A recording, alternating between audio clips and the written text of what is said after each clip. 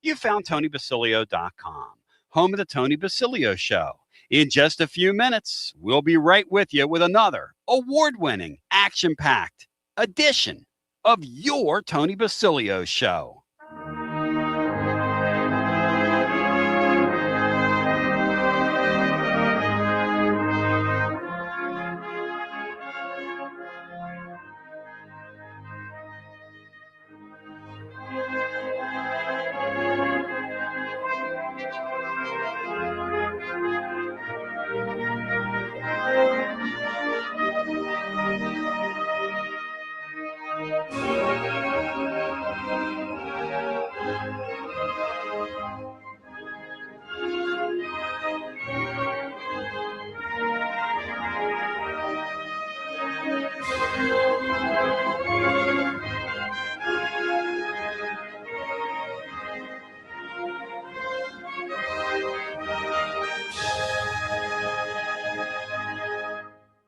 You found Radio Free Tennessee.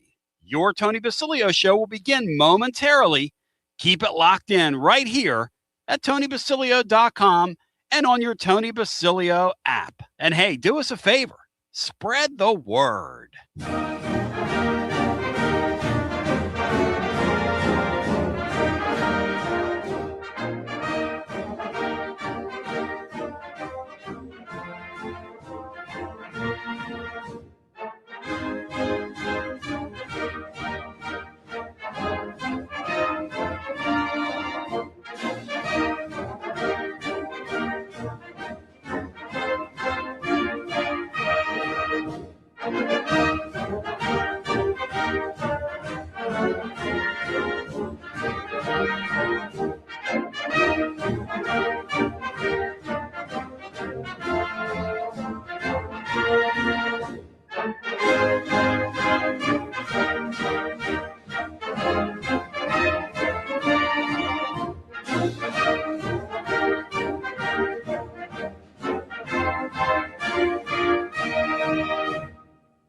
Another award-winning, thought-provoking, action-packed edition of the Tony Basilio Show is coming up next. Tips are always appreciated here at TonyBasilio.com, home of the Tony Basilio Show.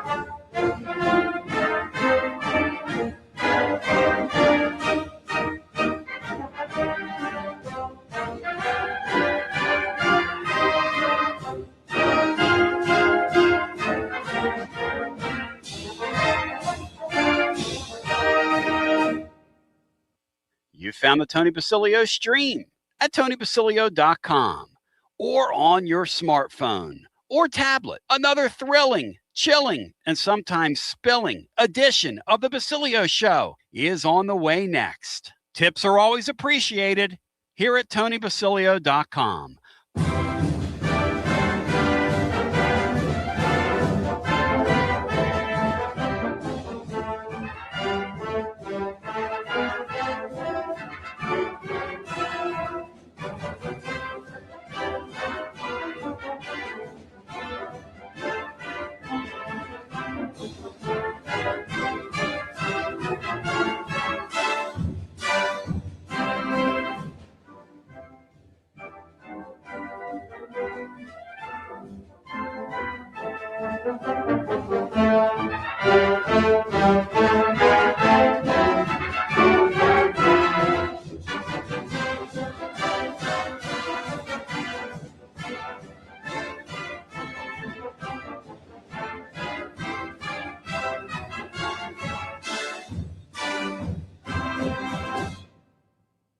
You're listening to FM 105.7 and AM 1340, WKGN Knoxville, and W289CU Knoxville. Easy Fan money. Run Radio.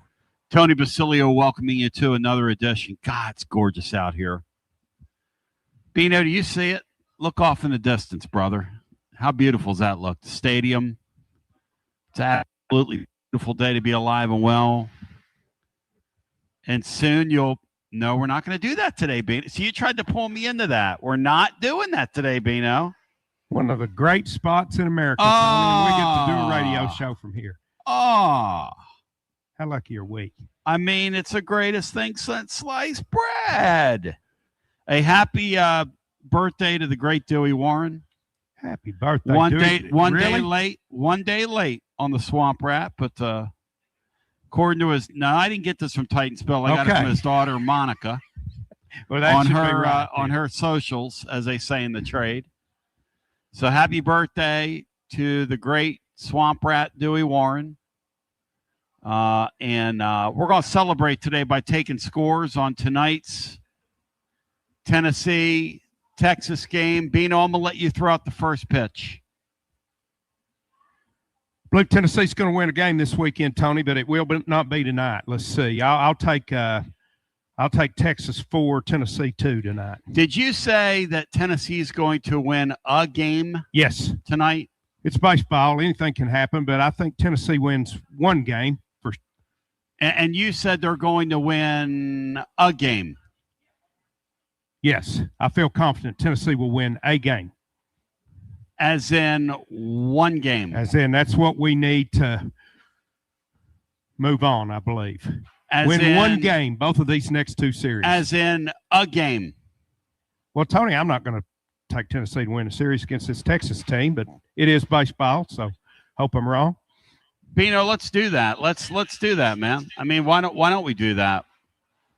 Why don't we take them to win a series? Well, I know you're not going to take them to win a series. Why? I've caught your act this week. Why? You're not going to take them to win an inning the rest of the way.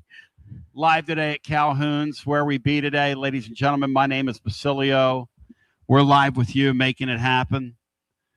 Kendall Rogers is going to join us from D1 Baseball.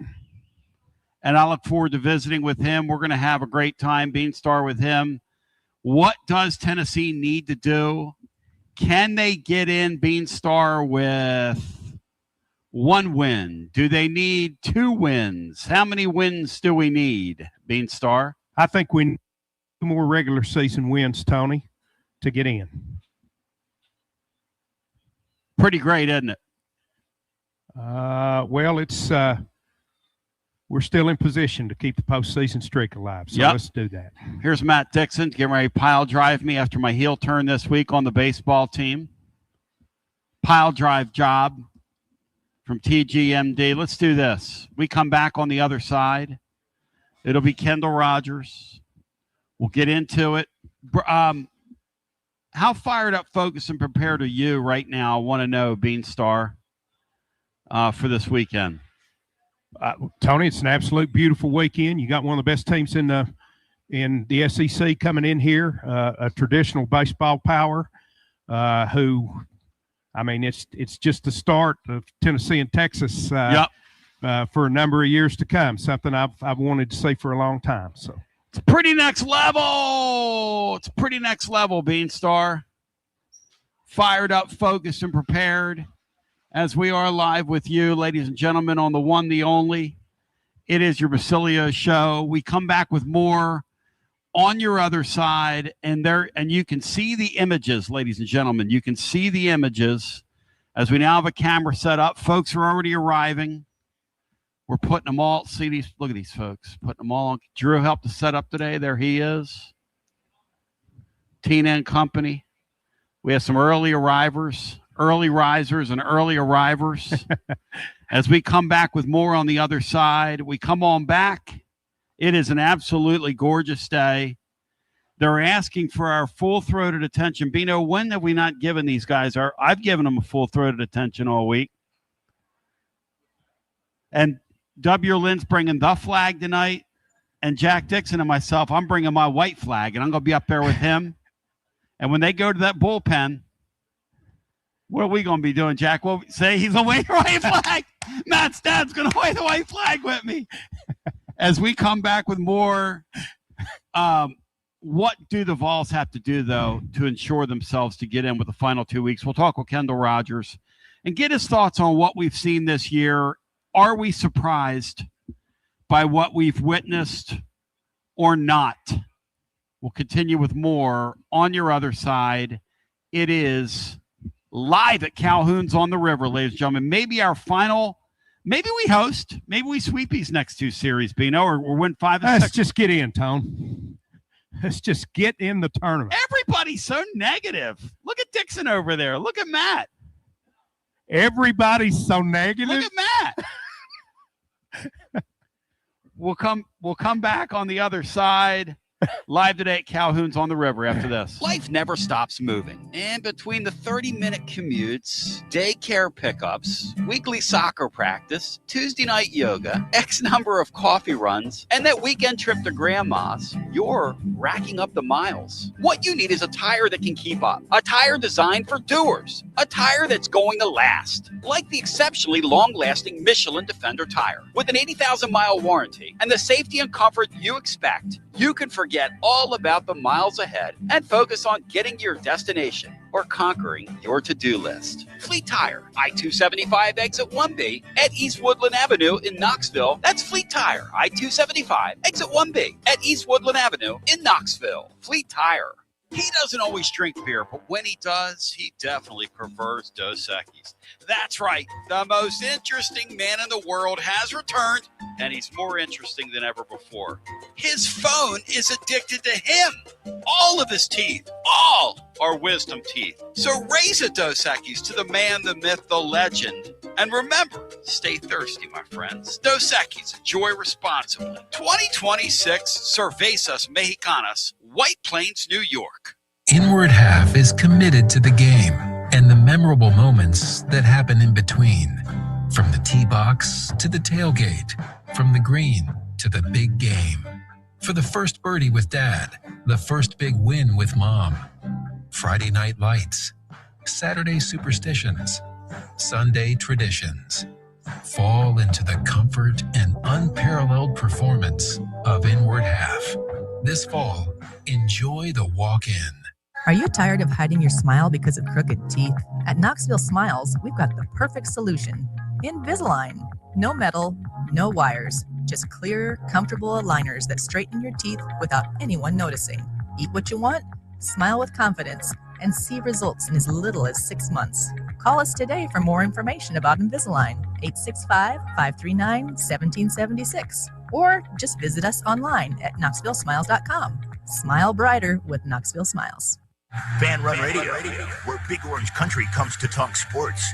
Start your morning off with your daily dose of talk sports with John Reed and Cody McClure from 8 to 11. Then it's Tony Basilio from 11 to 1. The Playbook with William Pattison from 1 to 3.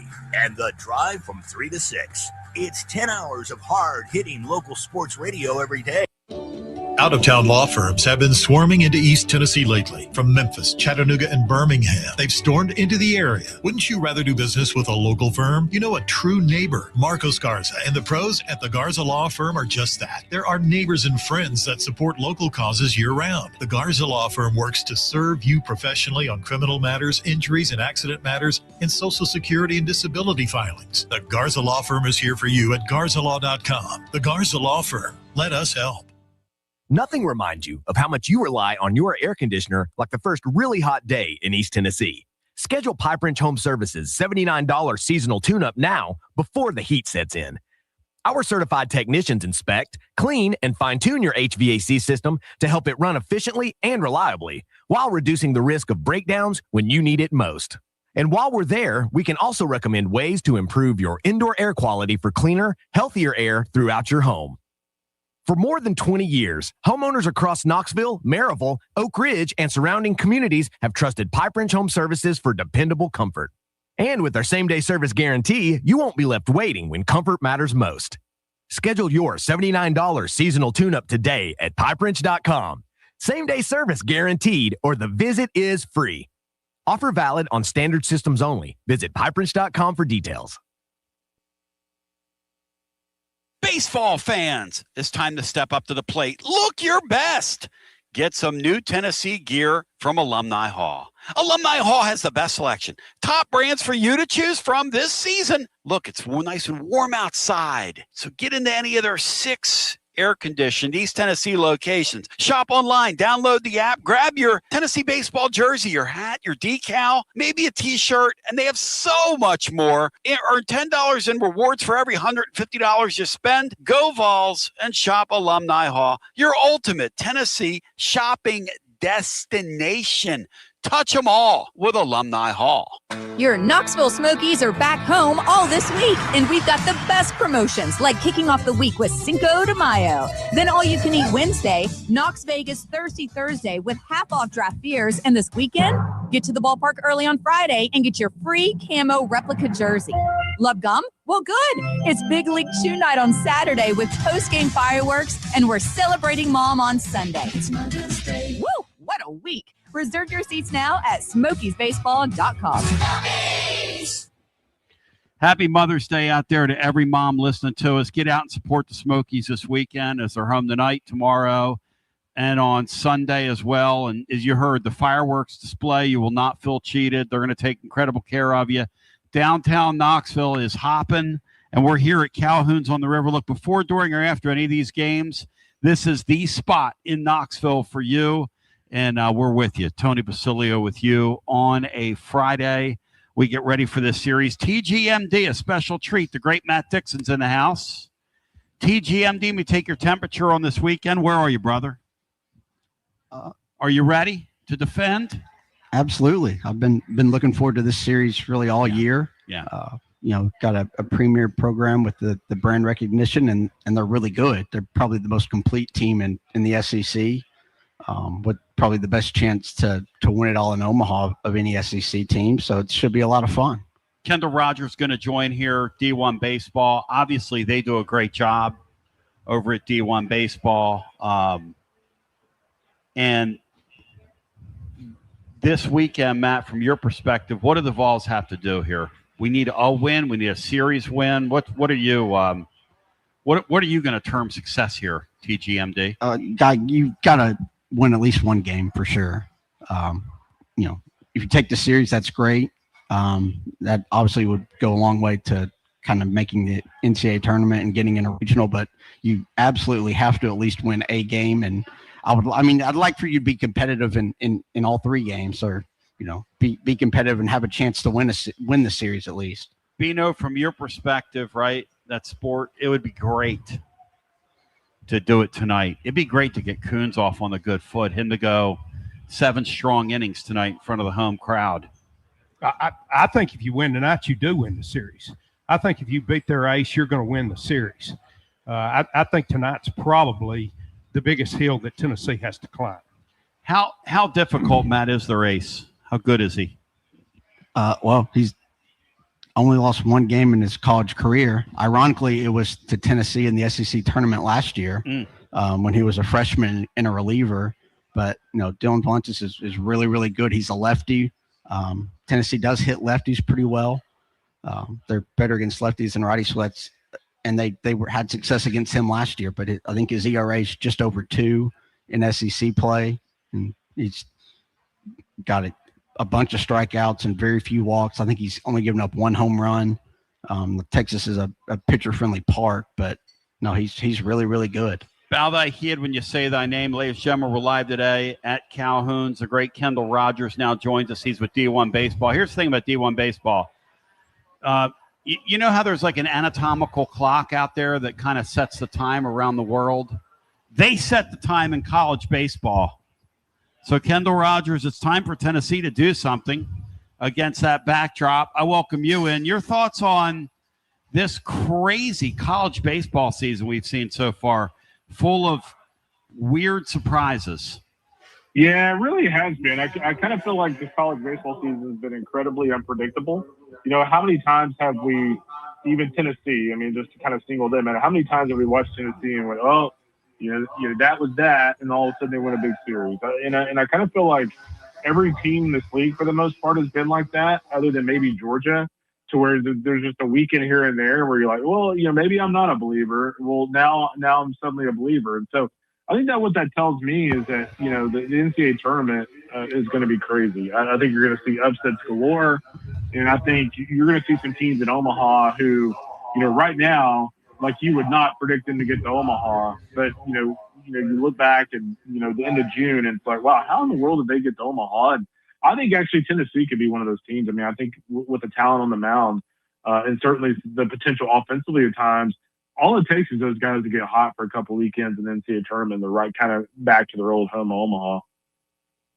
Yeah, Matt Dixon, who's here, who's been to every game, has been telling me that all year. It's just that, as we stay here, all politics are local, and stay on the Vols for a second.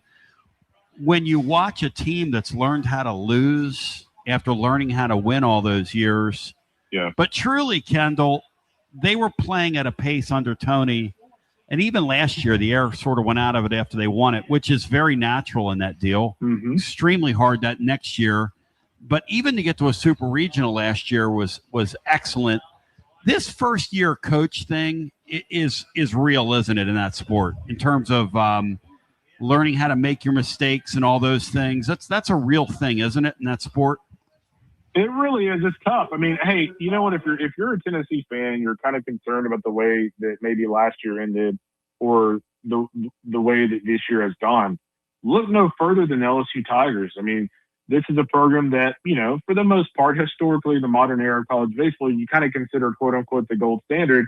And they're a team that they're going to have to probably take series from Georgia, Florida, and also do something in Hoover just to have a chance to make the NCAA tournament after winning the national championship last year. So it kind of happens to everybody. And, to throw a little icing on the cake in turn for Tennessee, oh, by the way, 2 years after, you're replacing your head coach, which, I think we all have a lot of faith in Josh Elander. But, I mean, anytime you lose Frank Anderson, lose Q, lose Tony, there's going to be a transition. And so I think for this team, if they can get a regional, play well, I still feel pretty good about this program moving forward. There's nothing I see right now that I'm like, man, I don't think these guys can win long term. TGMD. Yeah, Kendall, let's get to Texas, who I think is probably the most complete team in the SEC. Yeah. Got really deep pitching staff, really good lineup, especially the top. What's Tennessee in for this weekend? How do they figure out a way to at least win a game and maybe be competitive and try to get a series? Yeah, I think you kind of go back and roll the tape to the A&M series. I think one thing that A&M did a really nice job against Texas a few weeks ago is they really jumped on them early. A&M, I think, got off to, it was, a 9-2, 8-2 lead on Texas in one of the games and got off to a 6-2 lead in one of the other games that they won. They didn't play the third one. But I think Texas, if you can get on them early and make their offense have to claw back, because I think the top of the Texas lineup is good with, Carson Tenney and, Aiden Robbins. You guys will see him this week, and he's special. But I think outside of those two guys in that top half of that lineup and maybe Anthony Pack, they can really be pitched to. Casey Borba is really up and down. And so I think the biggest thing for the Vols is getting off to a really good start against those guys offensively. Hey, if you have to manufacture runs. You do not have a lot of opportunities, especially, against Ruger, Riojas, and Luke Harrison. You can kind of build big innings, but against Dylan Valantis, it's really hard to do that. And so I think if you can, in this first game, if Josh and company, if they can manufacture some runs, get a run, every couple of innings, get up, 4-1, 5-1, and make them chase you, I think that is a recipe for success against Texas, especially at home. Matt, are you expecting a game like that tonight? Vols can get the lead early and I'd hope so. I mean, Tennessee hits lefties well, and Tennessee did give Dylan Valantis his only loss of his career in the SEC tournament last year. Obviously different situations, but sure. Tennessee has had success against him. How different is he from the kid that Tennessee saw last year, Kendall, in your mind? Yeah, I think the biggest thing for Valantis is, he's certainly sustaining his stuff. I watched his start against Mississippi State last weekend at length, and he's one of those guys that, man, he never buckles. He'll get a 3-0 count, and it's just you would think the guy's going to come back with a fastball down the middle, and instead he comes back with a 12-6 curveball right down the middle. And so he's a supremely confident pitcher who it's really hard to get off his game. Like I feel like it's impossible to get him out of the zone. But, it's like anything. I remember watching him in the regional last year against UTSA in Austin. And they, after a couple of times through the order, they started hitting him pretty hard. So, he's really good. I don't think he's unhittable. And so, again, I think against a guy like that, especially you're the Vols, you're trying to get a big series win at home. I think you've got to be a little unorthodox and maybe do some things that otherwise maybe Jim Schlossnagel's not expecting you to do. And so, what do you do? Do you run a little bit? Do you do some things that ordinarily a lot of hit and run? Maybe drop down a bunt in a situation that otherwise you would never probably drop down a bunt. Make those guys, make Volantis move around and have to make plays, especially on the road. Hey, Kendall, the thing that I want to see from Tennessee's baseball program ending this year is to keep their postseason streak alive. I think that'll be huge for the program. What do they have to do going forward in your mind to qualify? Yeah, I think the only concern I would have, which I'm not super concerned about it just yet, but, two things. One, I think if they lost series of Texas and Oklahoma at the end of the year, you're sitting at 13 wins in the conference. You're probably around 40 in the RPI. You're typically going to get in with that, but I wouldn't want to leave that up to the committee. But they are 10-8 against Q1 teams in the RPI, so I'd probably still have them in.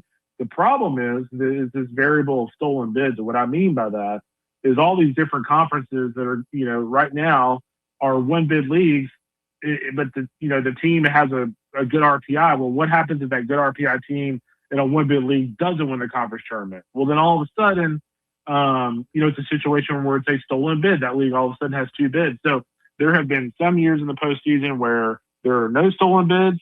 There have been some years in the postseason where we have 4 to 5 stolen bids. So it just really depends on that variable, and that really can kind of determine who gets in the field. It could be a situation where on selection day, like they're not even on the bubble because nobody got upset in the conference tournament, or it could be sitting here where we're just slowly sliding teams out because of stolen bids. Kendall, how much do, if at all, do SEC tournament wins help you? I don't think it can hurt you. I think it can 100% help you, though. If they're at 13 wins in the conference going into the conference tournament, remember those conference tournament games do count as conference wins to the committee. And so, if they won a couple of games there, let's just say they lost the 2 series, they were 13 wins, they win 2 games there. In the committee's eyes, they would be 15-15 in conference in that scenario. Well, they'd have to be 15-16 because they would have lost a game to get eliminated.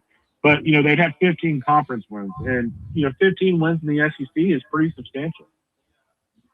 Or 13 and 17, and you get down there and lose your first game. Are you in trouble at that point, or does that not matter? It really, it would depend on what other teams are doing. If I'm Tennessee, I will say this. If I'm Tennessee, I want to split my last 2 series. I do not want to put anything in the committee's hands because I do know the committee in the past has been super reluctant to put in the SEC team that is just right there on the fringe. And, of course, as we saw last week in Kentucky, would have the edge over Tennessee right now because of the head-to-head. Matt Dixon, you're shaking your head at that. I saw in the corner of my eye. No, I've said you need to get 14 league wins to feel good. And like Kendall said, don't put it in the committee's hands. Take care of business on the field to where you get in on your own and you don't have to rely on a committee. Guys, ignorant question for you. And I get as it relates, it's kind of like with the basketball deal we see, especially when they had tension. Now that you're at 76, there's not going to be as much tension in the basketball tournament. But right now with baseball, there still is that tension. With the lesser leagues in terms of a 1-bid league becoming a 2-bid league, does Tennessee's cachet in the sport, does the fact that they've drawn TV numbers, does the fact that, does that matter at all in the eyes of these people if they're sitting there on the line? They'll never say it, but I think it does. It's kind of like the LSU effect in baseball. Like if LSU's on the bubble, and I'm not saying they're getting in over Tennessee, but I'm just saying like if LSU's on the bubble, they're probably going to get in just because of the brand. If all things are equal. So I do think that matters. They'll never come out and say that it matters, But I mean, I know for a fact that in some cases throughout the year, it wasn't last year, but some cases throughout the years that has 100% mattered. Matt, anything come to your mind when you think about how the name brands get a bump? Virginia was, I think, preseason number 1 last year and got left out, and they were right there on the bubble. Vanderbilt this year is a really weird deal because they have league wins, but their RPI is really bad, and of course they have that sweep over Tennessee. Like they're kind of, and they have, I think, the longest active tournament streak. So if they're right there on the bubble, they would be an interesting, Gonna be wild, man. I don't think Vandy's even getting close to the bubble. I mean, as of right now, I mean they're sitting at 70. Yeah, they're like they're not in a good spot. Let's put it that way. Yeah, 68 in the RPI right now for Vanderbilt, and 10 conference wins.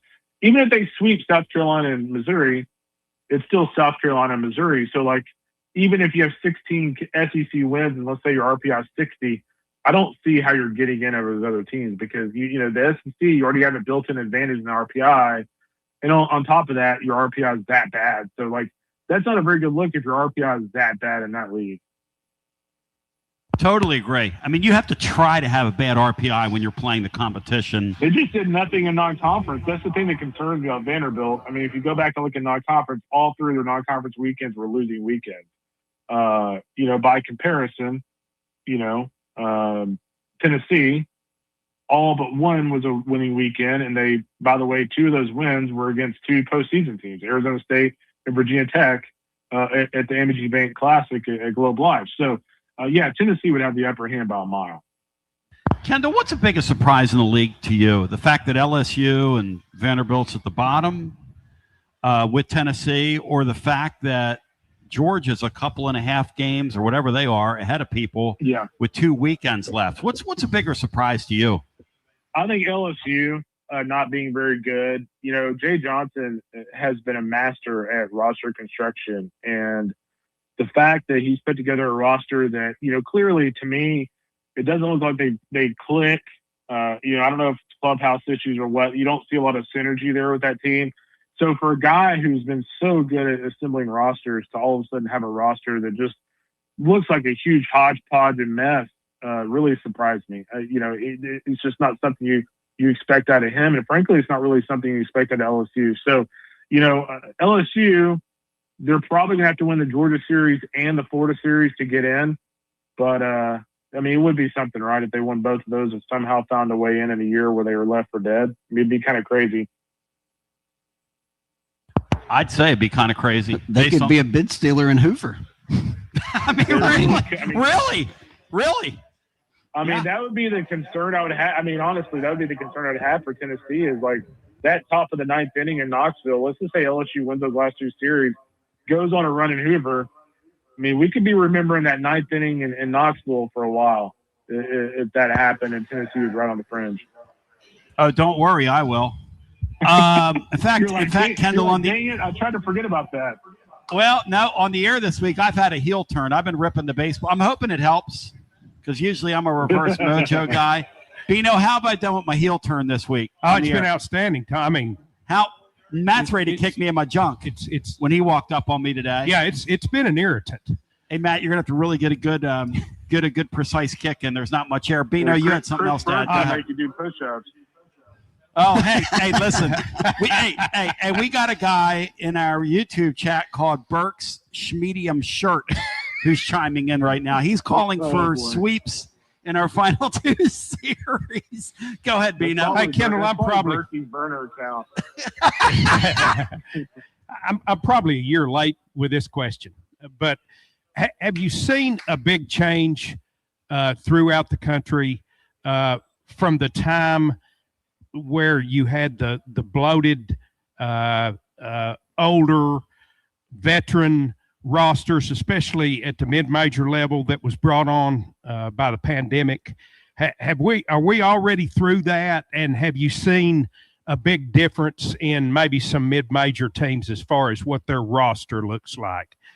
Yeah, that's a good question. You know what? I actually feel much better about mid-majors than I ever have. It's kind of funny, honestly, when the portal thing kind of restarted, NIL started, pandemic, all these different coaches in the mid-major ranks were like, oh man, like we're we're absolutely like toes on this deal. Like, the bigger conferences is going to get better. We're going to get worse. And I made the argument for the longest time that I actually think the trickle-down effect to these mid-majors is going to help them.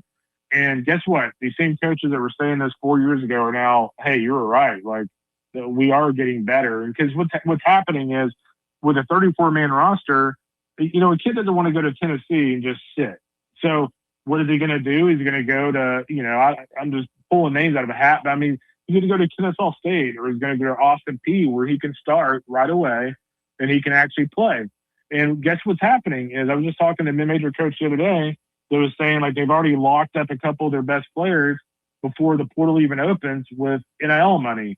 So what's happening is these mid-majors are making adjustments and signing these kids before they can go in the portal. And so I think with the adjustments and the roster limits and things like that, I think college baseball, you think it's chaotic this year with all the upsets. I think it's only going to get more competitive, and I think ultimately that's great for the game. Let's take it a step further then, Kendall.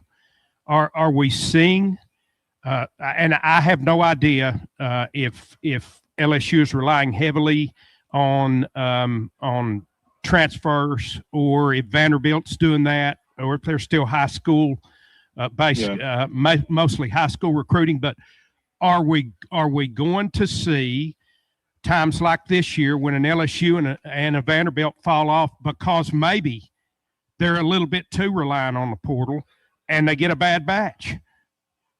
Yeah, no, you will. I mean, the one I keep waiting on is Georgia. Wes Johnson. I mean, I wouldn't say notorious is the right word. That is kind of negative, but I mean, he really relies on the transfer portal for his roster year in and year out, which is kind of interesting considering the talent in Georgia and the Peach State. But I mean, with as much as they go in the portal, like, I'm just waiting for one of these years where they pull an LSU, where all of a sudden they got a bunch of kids who don't jive, and then the whole season just kind of tanks in a way. So Georgia, to me, is, if you're looking for a program to follow on that front, just to kind of see how that approach works, see what Georgia does the next few years, and let's see if they have a year where it's just like, whoa, like, where in the heck did this come from? Live today at Calhoun's on the river. Cole and the gang are going to take unbelievable care of you. Not Cole and the gang, Cole and the gang. It's unbelievable out here, I'm going to tell you right now. But they got big fun out here before, during, and after the game. The scenery, just the scenes here that you get are just incredible right here on the Tennessee River. If I can paint the picture for you. The great Kendall Rogers joining us with D1 Baseball. Again, they set the time. They're like the atomic clock in baseball. And Kendall, you're as well suited to answer this question as anyone, because one thing we grapple with here is they're getting ready to give this fifth-year deal to all these teams, which is going to make these sports, like you said, it's going to make these sports older, which is another little mix here. It's going to help those smaller schools. It's going to, because now you can't take as many freshmen. Plus this 34 scholarship thing. I'm looking at Tennessee's roster this year. I wonder if they're a pitcher or two short. And will we see teams carry more pitchers with the 34? Because it looks like Tennessee's short. Are they the only ones, or are there other teams out there as well when they built rosters? Because this is the first time we're going through this. What do you think? I do think it is a situation where some of these teams' rosters are just a little off. I just think, with the 34-man roster, I mean, I would go heavier on pitching, because here's the thing. In college baseball, I think you can overcome losing a hitter. Like, I think there's enough guys out there that can hit. You got a chance 1 through 9 if one person's out for the other 8 guys step up. On the mound, if you lose Tegan Coons tomorrow, which, knock on wood, that doesn't happen, but if you lose Tegan Coons tomorrow and you're on a the small, I guess, roster from a pitching standpoint, that's a larger impact.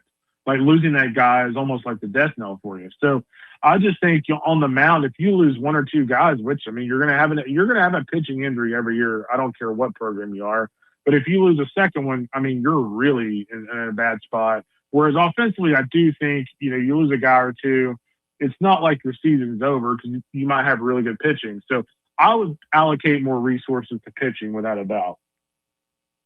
Yeah, like in Major League Baseball, Bino, you carry a couple of guys on your bench, and really it's pitching heavy. And at this level, it's almost like they've got too many bench guys and not enough.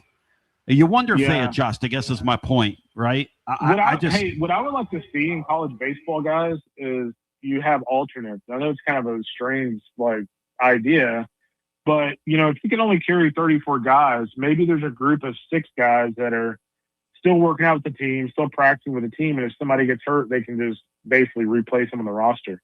So basically, you put your pitcher on injury reserve, essentially. Taxi squad, basically, like we used to have. Yeah, exactly. That's what I would do. Kendall, on the way out, what happens this weekend? Do the Vols get a win, 2 wins, or does the Tennessee River flow backwards and we actually get a sweep in our building here? Sweep. Well, I definitely am not predicting a Tennessee sweep. I'll say they get 1. The thing about Texas is they pitch so well, but that ballpark, can really change things a little bit. But I'll say Texas 2 out of 3. But I mean, would it shock me if Tennessee won 2 out of 3? I don't think so. Kendall, you're the man. If folks want to read more or interact with you online, how do they do so? And I appreciate your time, my brother. You got it, dude. Kendall Rogers on Twitter. It's ROGRS at the end, and people always put the D. So Kendall Rogers on Twitter. Then, of course, D1Baseball.com. We have a lot of analysis. And, of course, we have ball legend Chris Burke with his D1 Daily every day on the podcast front. So a lot of really good stuff. I'll tell you what, Berkey does a freaking great job with that, man. Mike Rooney carries that show. Golly, fun. Mike Rooney, who we call. I want one request from you guys. Next time y'all have Berkey on, ask him, tell him that I let y'all know about his human-sized cutout of himself in a Vols jersey that he used to have behind him in his office. Wow. Did he keep that in? Did he keep that and say, I don't know, a file cabinet if it's life size? He used to have it right behind him when we would do podcasts with him. I made a comment about it one day and I've never seen it again. So I feel like we need to give him a hard time about it. It was kind of cool though. I love me some Berkey. Hey, there's not a better human being alive with the exception of maybe that Rooney guy. Those are 2 really good dudes. And you know what? Go ahead. Well, I was going to say with Coach Burke, you got to have an hour segment with him because he'll never stop talking. Oh, it's unbelievable. I mean, he comes on. He'll call our back line sometimes and want to argue with me about a point. I'm like, are you done, Berkey? I mean, are we? And then Rooney, I used to look at Rooney and go, God, man, look at that guy's head, and geez, look at him. And now, since I've lost my hair, I look at Rooney and go, what a beautiful man. That is one beautiful man right there. Oh, total stud. Hey, Kendall, thanks, man. Good talking to you. Yeah, you guys have a good weekend, guys. Thank you. Yeah, enjoy your baseball weekend. Matt, why did you gave me that dirty? Your father's over here, and he's gonna bring we're gonna sit together tonight. What are we gonna do, Jack? When they go to that bullpen, he's waving the. I'm dragging your dad into this. He's gonna wave the white flag. When I said the river's going to flow backwards, we get a Matt. Why? They're not sweeping Texas. They're just not. I think they could, Kendall, Tom, I right? think they're going to get 1 out of 3. They could, Tom, right? Tom's like Tom Marine's here. Tom, you have a joke? Oh, I told you they were going to sweep Bama in that doubleheader. They're not sweeping Texas. I just win 1 this weekend and you'll be all right. If you have a chance to win 2, that'll be great. So the goal, Bino, right now, the next 2 weekends is what? Not in get your mind? swept. Not get swept. Win 1 game in both. That's a tough putt, Coach. I think they can get 2 next week. Do you really? Mm-hmm. I mean, I'm sure their goal is to split. Do they need 2 next weekend is a question, right? Again, if you can get to 14, you're in the field for sure. At that point, you can probably get in with 13, but you leave it up to chance. There's never been an SEC team with 14 conference wins that has failed to make the tournament. What I thought was really interesting from him, and we'll get a timeout here and then get Hughie in, is when he admitted in his mind that brand name matters. Most of these guys that do what he does he's the first. Not say he's the first. I mean, that goof, Jerry Palm, just a total goof. Guy still cuts his hair with a Flowbee. That guy will not imagine following the NCAA tournament and not admitting that they choose you for name. Of course, and that they do the matchups based on, like, Matt, if they put us in, right, this thing, what would be would there be a place that would make sense for us to go? That Georgia Tech. But would there be a place to go, like, where we'd have heat with somebody, or are those days done, the heat days? Yeah, I mean, you really don't have a lot of heat with teams now because Vitello left. That's Vitello right. would be that TV draw that you're talking about. I don't know. I mean, yeah, I do think Tennessee still has that some. The San Francisco Giants. Maybe it's who we could be grouped against. I bet we could get past them. That's not good, but it's not a good team, Could the Giants get hits off Tennessee's bullpen? That's a real battle. Something there. has to give there. As we come back on the other side, Bino, Bachil, TGMD in the house. The great Jack Dixon's here as well. It's unbelievable, Andy. If you want to come on out and see us eat some lunch, talk some sports, Steve Ruskell. We continue. Mike Huguenin joins the fray. Hey, Matt's excited about this 2014 playoff, Bino, that we're getting ready to go to. You excited about it? I would prefer it be 16, but some of the sideline things that come with the 24, I actually like better. I want you to unpack that for us, because I'm trying to keep my head above water over here, or water, as they say where I come from, as we continue with more on the other side. Live today, Calhoun's on the river after this. Tona B, inviting you to experience the Collins Insurance difference. And what's that? How about multiple top carriers that you can trust? Like Erie, they underwrite our entire Rainier studio and everything around it. Travelers, Hartford, Hanover, Progressive. We do what's right because we care. In today's technology-driven world, maintaining the human touch, Bruce Springsteen, is one of our main focuses. We deliver the best customer service humanly possible. We give you someone that you can actually call or sit in front of. Imagine that. No call centers here. Experience the Collins Insurance difference. Check them out at collinsinsuranceTN.com, and they're Mrs. B approved. Collins Insurance. It's the hottest post-game show on the planet. Garza Law. Fifth quarter fan reaction. Fan reaction. As soon as the final gun sounds, we're live.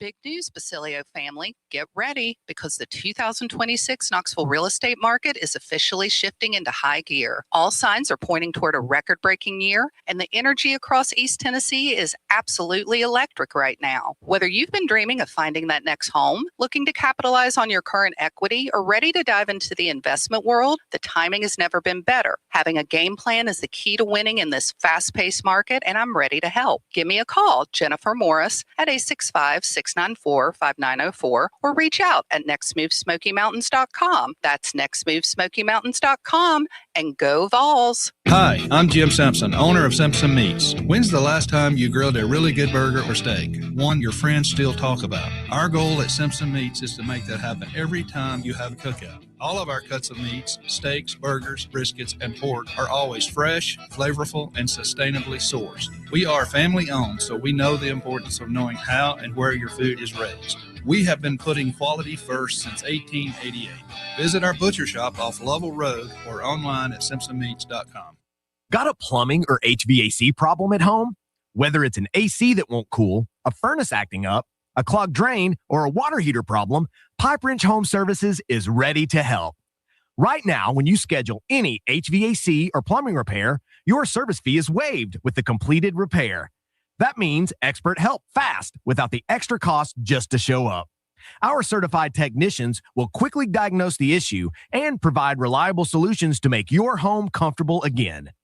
And with our same-day service guarantee, you won't be left waiting when help matters most. For more than 20 years, homeowners across Knoxville, Maryville, Oak Ridge, and surrounding communities have trusted Pipe Wrench Home Services for dependable comfort. Schedule your repair today at pipewrench.com. Same-day service guaranteed, or the visit is free. Service fee waived with completed HVAC or plumbing repair. Restrictions apply. Visit pipewrench.com for details. Okay, so we really need uniforms and equipment for this season. Can I trust you with that? Cool, I'll just order them online. What? Yeah, I'm gonna hop online and I'm gonna get them ordered. Hold up, that's not a good idea. We shouldn't just spend money on some random online retailer, okay? I mean, it seems pretty convenient. Trust me, it's a terrible idea. Let me simplify this for you. SM Athletics. Okay, how do you pronounce it? SM Athletics? They're the go-to for uniforms and equipment, whether it's for universities, high schools, youth leagues, you name it. So why wouldn't you rather go with professionals who can guide us through the process, design the perfect uniforms, and deliver the best equipment? Yeah, I guess that makes sense. What's the name again? SM Athletics. Right. It's definitely smarter to go with a company that emphasizes customer service, fair pricing, and, of course, excellent products.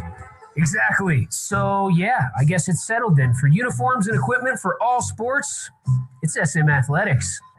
When a dangerous, overgrown, or storm-damaged tree is threatening your home, your car, or your family, don't risk it. Call ECR Total Landscapes, your local tree cutting experts. From precision tree removal and trimming to emergency storm cleanup, ECR Total Landscapes has the equipment and the experience to get the job done safely and efficiently. Call today to set up your free estimate, 865-384-2012, or just go online to ecrtotallandscapes.com. Chilio here, and my friends at Carnes Motor Company started with a dream over a quarter century ago. I met Rob and Brian back when I still had hair, and they were working at a huge dealership in West Knoxville. But they told me back then they wanted to sell cars on their terms, and I wanted to do radio on my terms.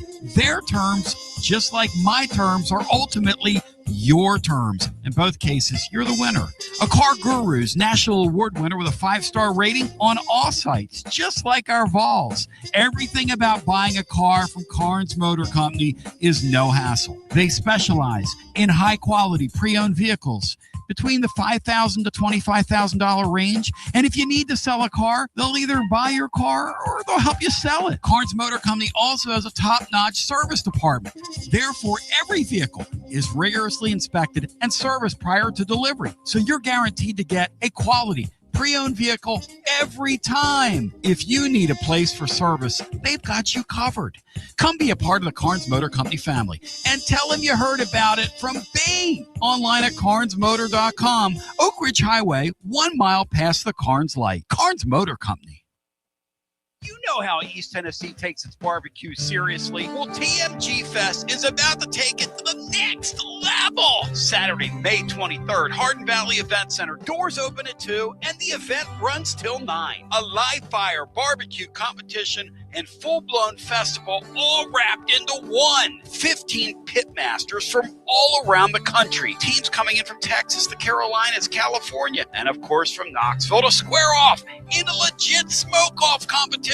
And the cool part, you're not just watching, you get to walk around, taste what they're cooking, and help decide who wins. It's a real crowd judging situation, and that's just the competition side of things. There's also a live fire cooking demonstration happening throughout the day. Learn techniques, how they manage your fire, how they work with different cuts, different wood, different pit styles. If you're someone that loves cooking outdoors or wants to get better at it, this is a great opportunity to learn up close and personal from the experts. And it's all wrapped in a real festival atmosphere, live music, lawn games, food vendors, and the block party energy just makes for a great day, rain or shine, from 2 to 9. Kids 12 and under get in free. So bring the family. Tickets on sale now at tmgfest.com. That's tmgfest.com. TMG Fest, Saturday, May 23rd, Hardin Valley Event Center. This one's going to be fun.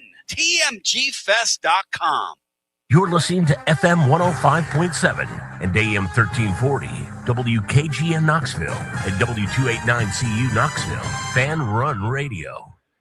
T to the B back with you. Gufon Moving and Storage now presents the great Mike Huguenin, back by popular demand, back for the crown, back and better than ever. Hughie, welcome in, my brother. Hope you're having a great Friday. We're live on the banks of the Tennessee River. It's absolutely outstanding here and live at Calhoun. So I hope you're having a great day, my man. How's Hughie doing?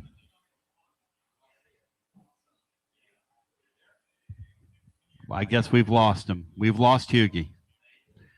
Bino, how are you doing? Tony, I'm doing good. Good. I'm glad somebody's going to talk to him. I am doing well, Tony. Mike, say All right, something. Bino. Mike, say something. Mike, say something. Brian, this might be your cue to go get Laura. Brian, that's usually what I do.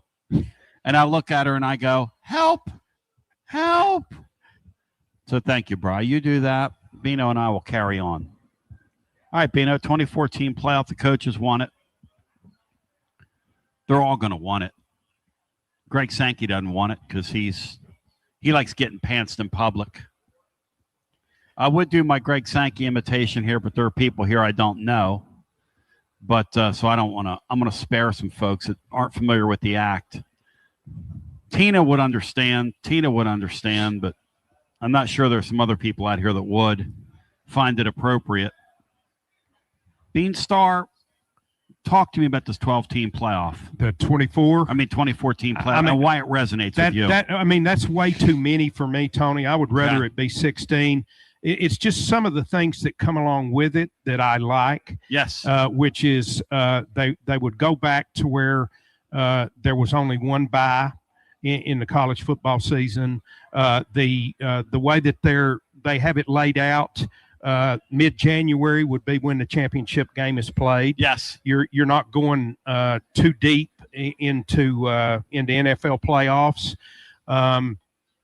They were going to allow for Army Navy to still have a standalone and even maybe move that to Thanksgiving Day, which would be fantastic. Yes. But do away with the conference championship games, which I think have served their purpose and have long since jumped the shark. Those are the things that I like about it. But here's the type of thing that you don't like about it. Here's what the first round games would have been last year. Right. Georgia Tech at Notre Dame, which is okay. That's okay. North Texas at Miami. Navy at Alabama. Arizona at BYU. Virginia at Vanderbilt. James Madison at Texas. Whoa. Michigan at Utah, and Tulane at USC. I mean, there are several of those games that are okay. About half of those are okay, and about half of them you wouldn't watch if it was in the regular season. But under the 12 team, we've gotten a few of those matchups that get one-sided. Like, who was the team that went to Penn State? SMU. I mean, you get some games that get ugly in a hurry, sort of like this Texas weekend could get for us. I'm continuing the bit, Bino. I'm committing to it the whole time. I hope it works, Tony. I know, because if it doesn't, it works. I'm not going to feel good about it. Let's get Hughie in the hunt and in the mix. We're going to call for him one more time. Hughie, how we doing, brother? Very well. Hughie, I love you. Presented by our friends at Gufan Moving and Storage. We've got an incredible photo of you up on YouTube right now, along with a video of us here at Calhoun's on the river. You look great. We look like a couple of guys you could get arrested in the right spot. But anyway, Hughie, we were just talking about this 2014 playoff deal. I mean, why go to 16? Just go to 24, and that's what they're going to do. And eventually it's going to lead to super leagues, and eventually it's going to lead to all kinds of stuff. But let's just talk about the 2014 in its just in its current form as they're heading that way. What's your thoughts on it? The NCAA tournament expansion to 76, the college football playoff expansion to 24 is beyond asinine. We're getting into participation trophy time here, and I will say this: I'm in my 60s, so this won't bother me that long. If I was a 20-year-old college student who was a big college football fan, I would be ticked off. Just like the 2014 playoff is ludicrous, the 76 team NCAA tournament's ludicrous. It's all about getting the Power conference is what they want, easing their mind, fattening their wallets even more. It's extremely depressing to me. You do not need a 24-team college football playoff. FCS has 24 teams. Look at some of the first-round matchups.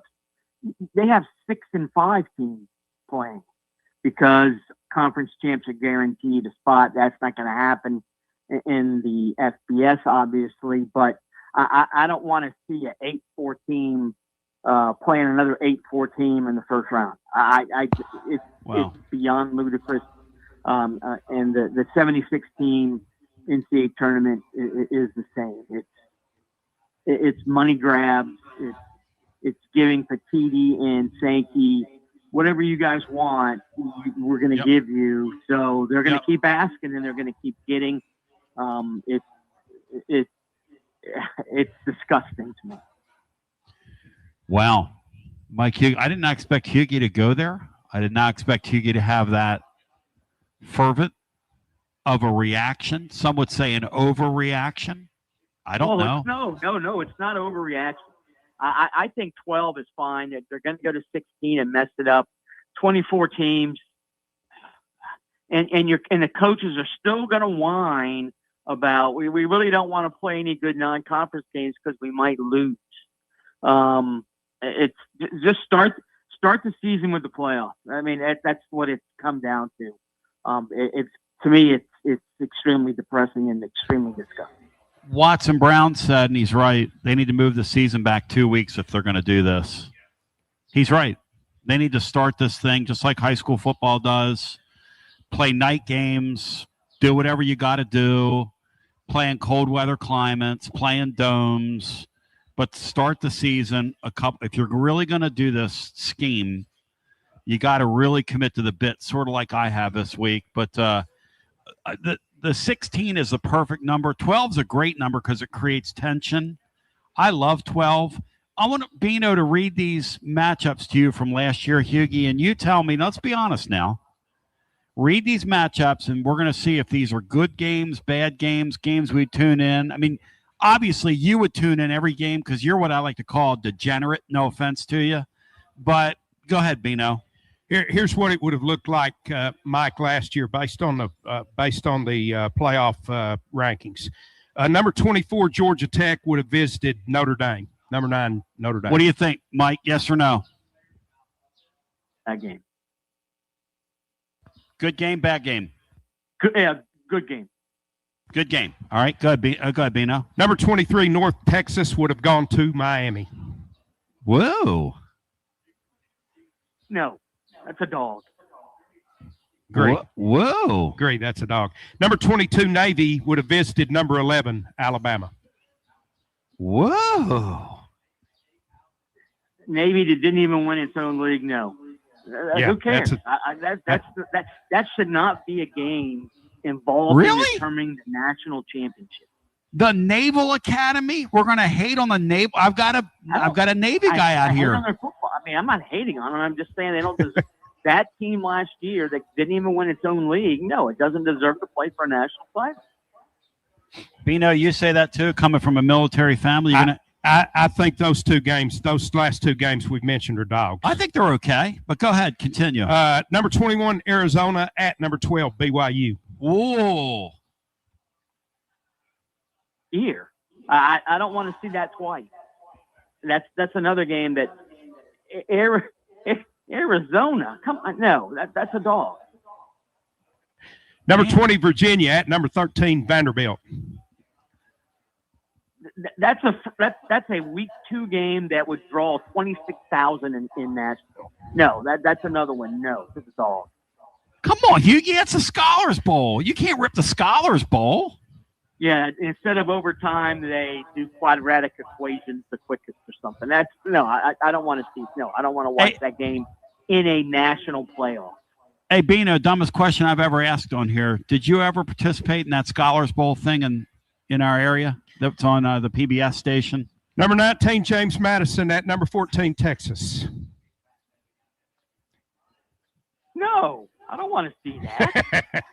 Come on, Hughie. I want to see if Arch Manning could solve their defense. Number 18, Michigan at number 15, Utah.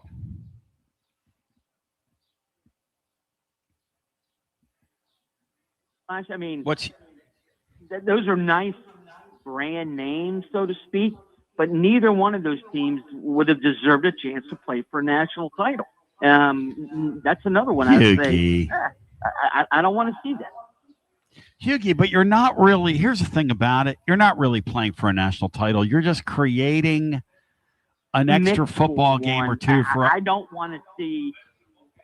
And I get the fact that the NCAA tournament, 16 seeds, so they have a chance to win.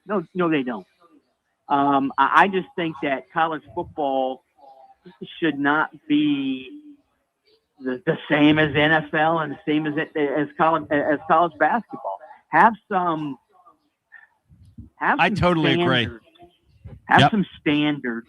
Michigan, Utah. That's a regular season week 2 game that would not even be the primetime game. TGMD. It would be a Big 12, Big 10 matchup that would be on Fox at 4:30. Y'all can laugh at me, but Matt and myself agree on this. And Orange Throat ripped us both today. Just ripped us in our blog. And he said the following. Throat did. We believe, Matt and I, rather than have 2014 playoff, let's go back and have the old BCS. It'd be much more enjoyable. Bino, you agree with that? I'm being serious here. No, I do not. I mean, Tony, I was one of the ones that was ripping the BCS from the time that it started. I'm not reversing. But two wrongs don't make a right, Bino. Come on, man. I'm giving you a chance to show the error of your ways. How about you, Hughie? Give me the old BCS instead of this. The BCS and then a +1. Yes, I'll settle that. BCS and a +1. That wasn't the question. Well, and then we just changed the question. So let's go back. A BCS +1, Bino. I would be more apt to do that than a 2014 playoff. Thank you. I wish I was intelligent, and I would have phrased that like you. I'll show you something. Okay, so check this out. We have a camera here. Hey, Hughie, do you think they adopt this? And if they adopt it, do they adopt this? And how quickly? No, where are we? And how quickly do we adopt this? 27. I think, I'll be honest, I think the one thing that the conference commissioners are going to push back on, they love the 2014 playoff. They got no problem starting the season. Hell, they'll start the season in July. They don't care. I really am intrigued to see how they talk Pakiti and Sankey into giving up the $50 million they made from the conference title. The great Mike Hugan joining. I think Pakiti and Sankey could use that as a negotiation ploy, saying, well, if we're going to give up our conference championship games, we need to be guaranteed X number of teams in the 2014 season. But I have this thing in the back of my mind that I think it's all going to reorient in 2031 when that deal's over anyway. So we're all in this spot where the iteration of where we are is going to change anyway. We're going to the super team league, right? The super team deal, that's still where this is heading. Look at what the Big Ten and SEC did in terms of doling out money earlier this month. I think the Big Ten was at $1.4 billion, and the SEC was a little over $1 billion. And so you're basically saying, okay, LSU, you're getting this big of a paycheck, and yet you're technically playing the same sport that Louisiana Tech, Louisiana Lafayette, and Louisiana Monroe are. Ohio State, here's your check for $98 million. Oh, yep, Ohio U, you're technically playing the same sport Ohio State. So, I think the sooner the big schools are able to move away from the smaller schools, at least in football, they'll be ecstatic. And maybe once they do that for football, they'll quit messing with the NCAA basketball. Because, Bino, here's what's going to happen, this 2014 deal. It's when they go to the Super League. We were texting about it last night. They're getting ready to fold down a bunch of these sports on these campuses. Yes. That's sad. Yeah. Arkansas is already doing it with their tennis team. They will not be the last. This 105 scholarship thing they're all going to go to and gobble up these players for God knows what reason. But that's where we're going. It wouldn't stun me, Tony, if I lived to see men's sports on the campus, football, basketball, baseball, maybe track, with everything else going back to being a club sport. Hughie, isn't that sad, man, what we're doing now? Yeah, it is. I'm not 100% convinced that's going to be the case at the big schools, but you do wonder once the Sun Belt, the Sun Belt schools get some money from the college football playoff. When that goes away, you wonder how some of these schools are going to be able to continue to do golf, softball, tennis, volleyball.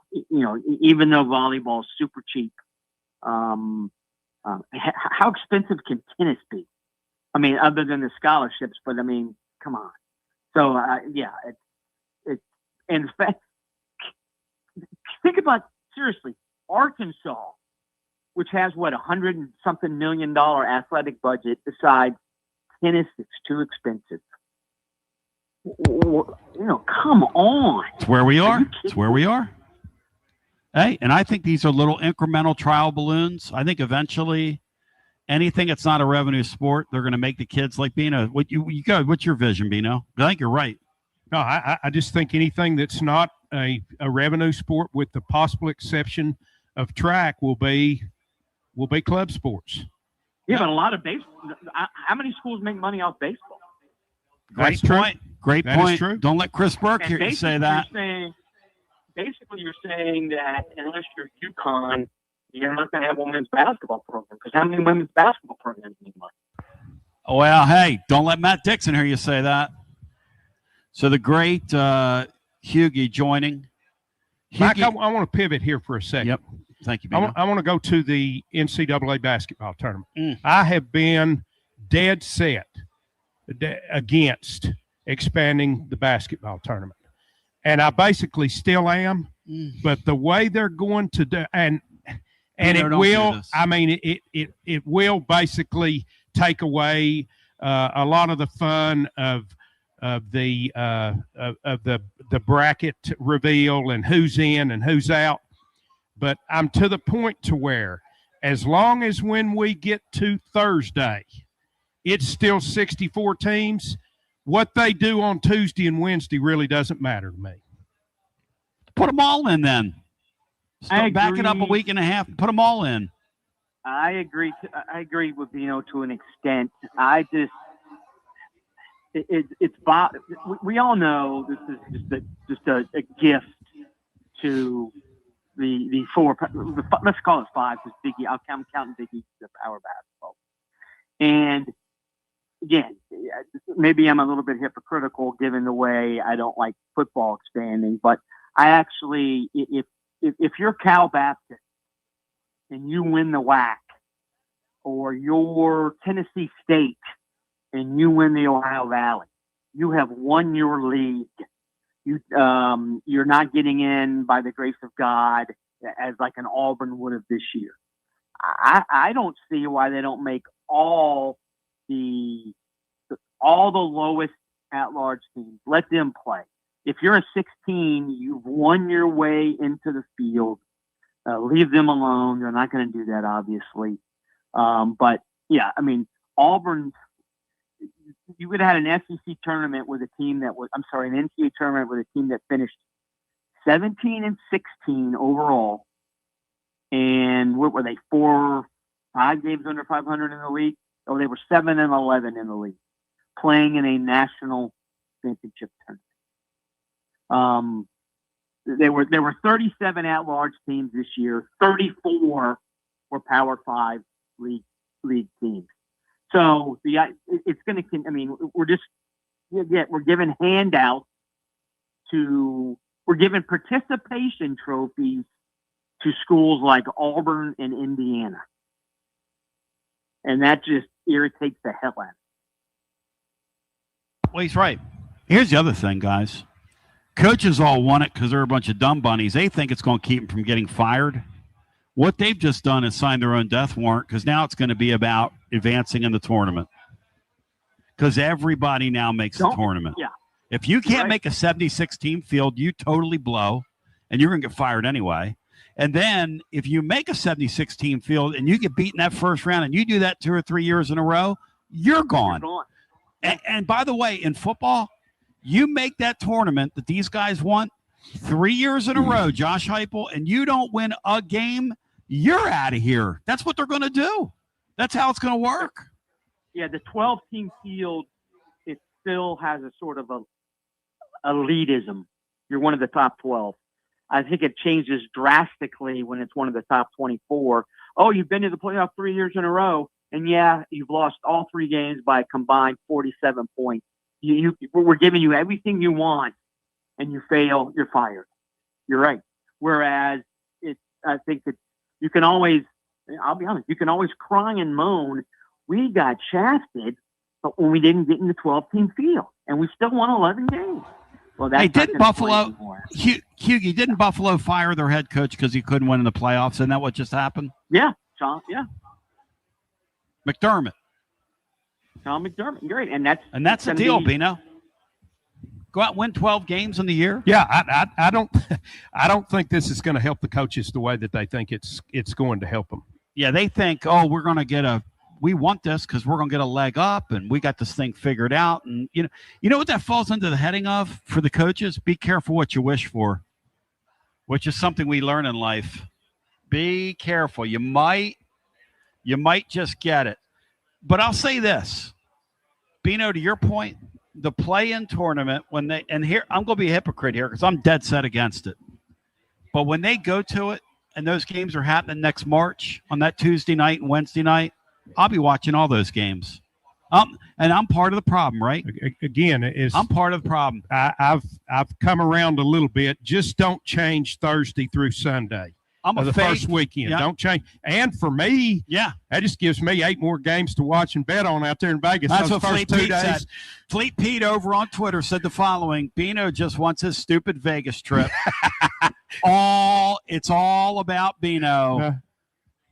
How about him cracking on you, Bino? Well, there's a lot of truth in there. So. They're going to increase the number of commercials allowed. No. Yeah. We have a New York Knicks fan here. Oh, my gosh. I was going to eat lunch down here, too. Jeez Louise. Okay, so that's that's a beautiful outfit you're wearing there, bro. Looks good, man. Looks good. You guys got a team you can take care of this round. My 76ers are what we call no comp in my neighborhood. Joel Embiid, I think they're going to cut him open and realize he's made of crepe paper. But anyway, without further ado, Hughie, it's time for the Mover of the Week, the great Mike Huguenin, presented by our friends at Gouffon Moving and Storage, serving the Knoxville area.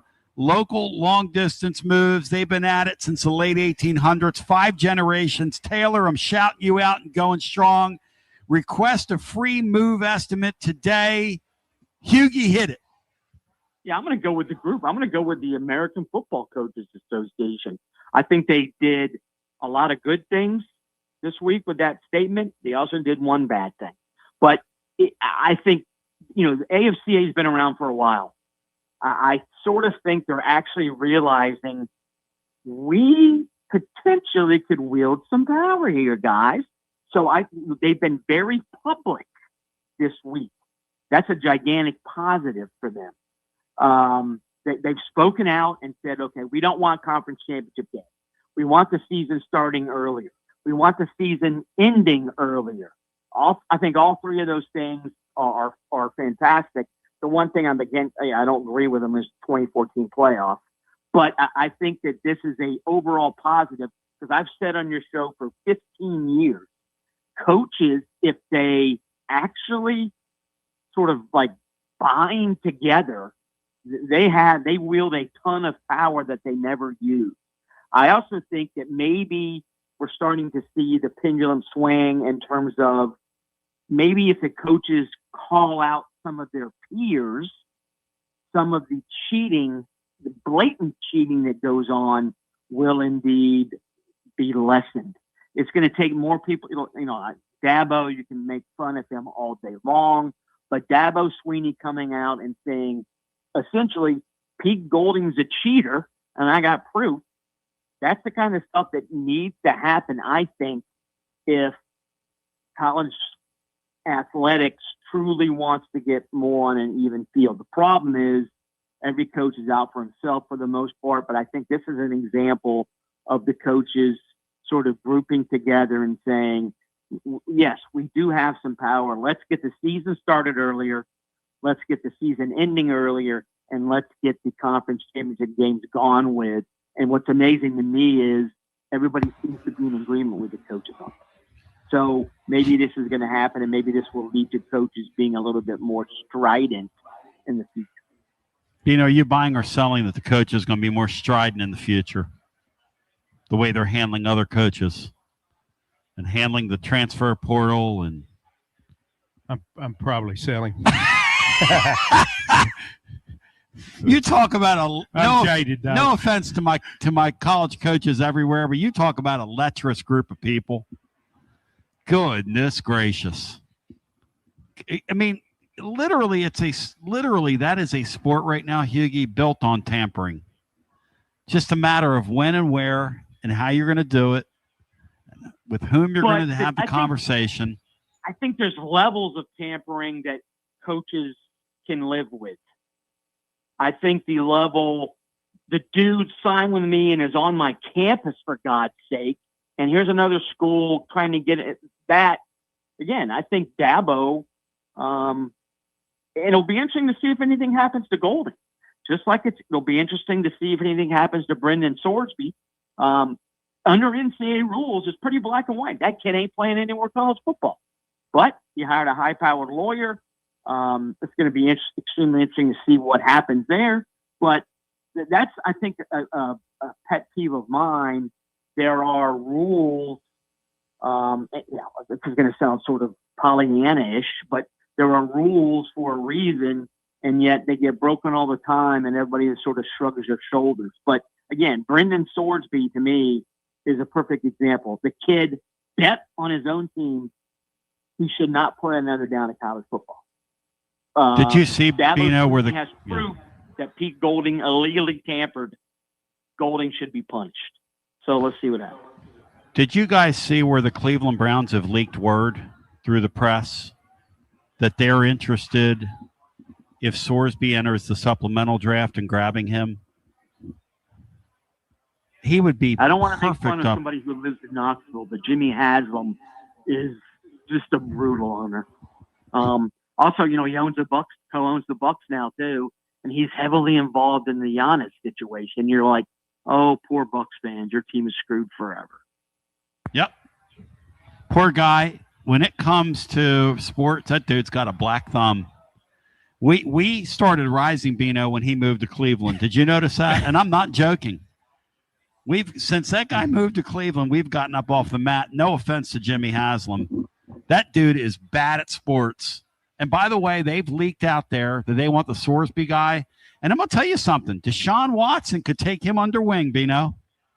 Deshaun Watson could take that Sorsby guy right under wing. Maybe, I think he already has. And maybe hire Diana Rossini to cover the deal.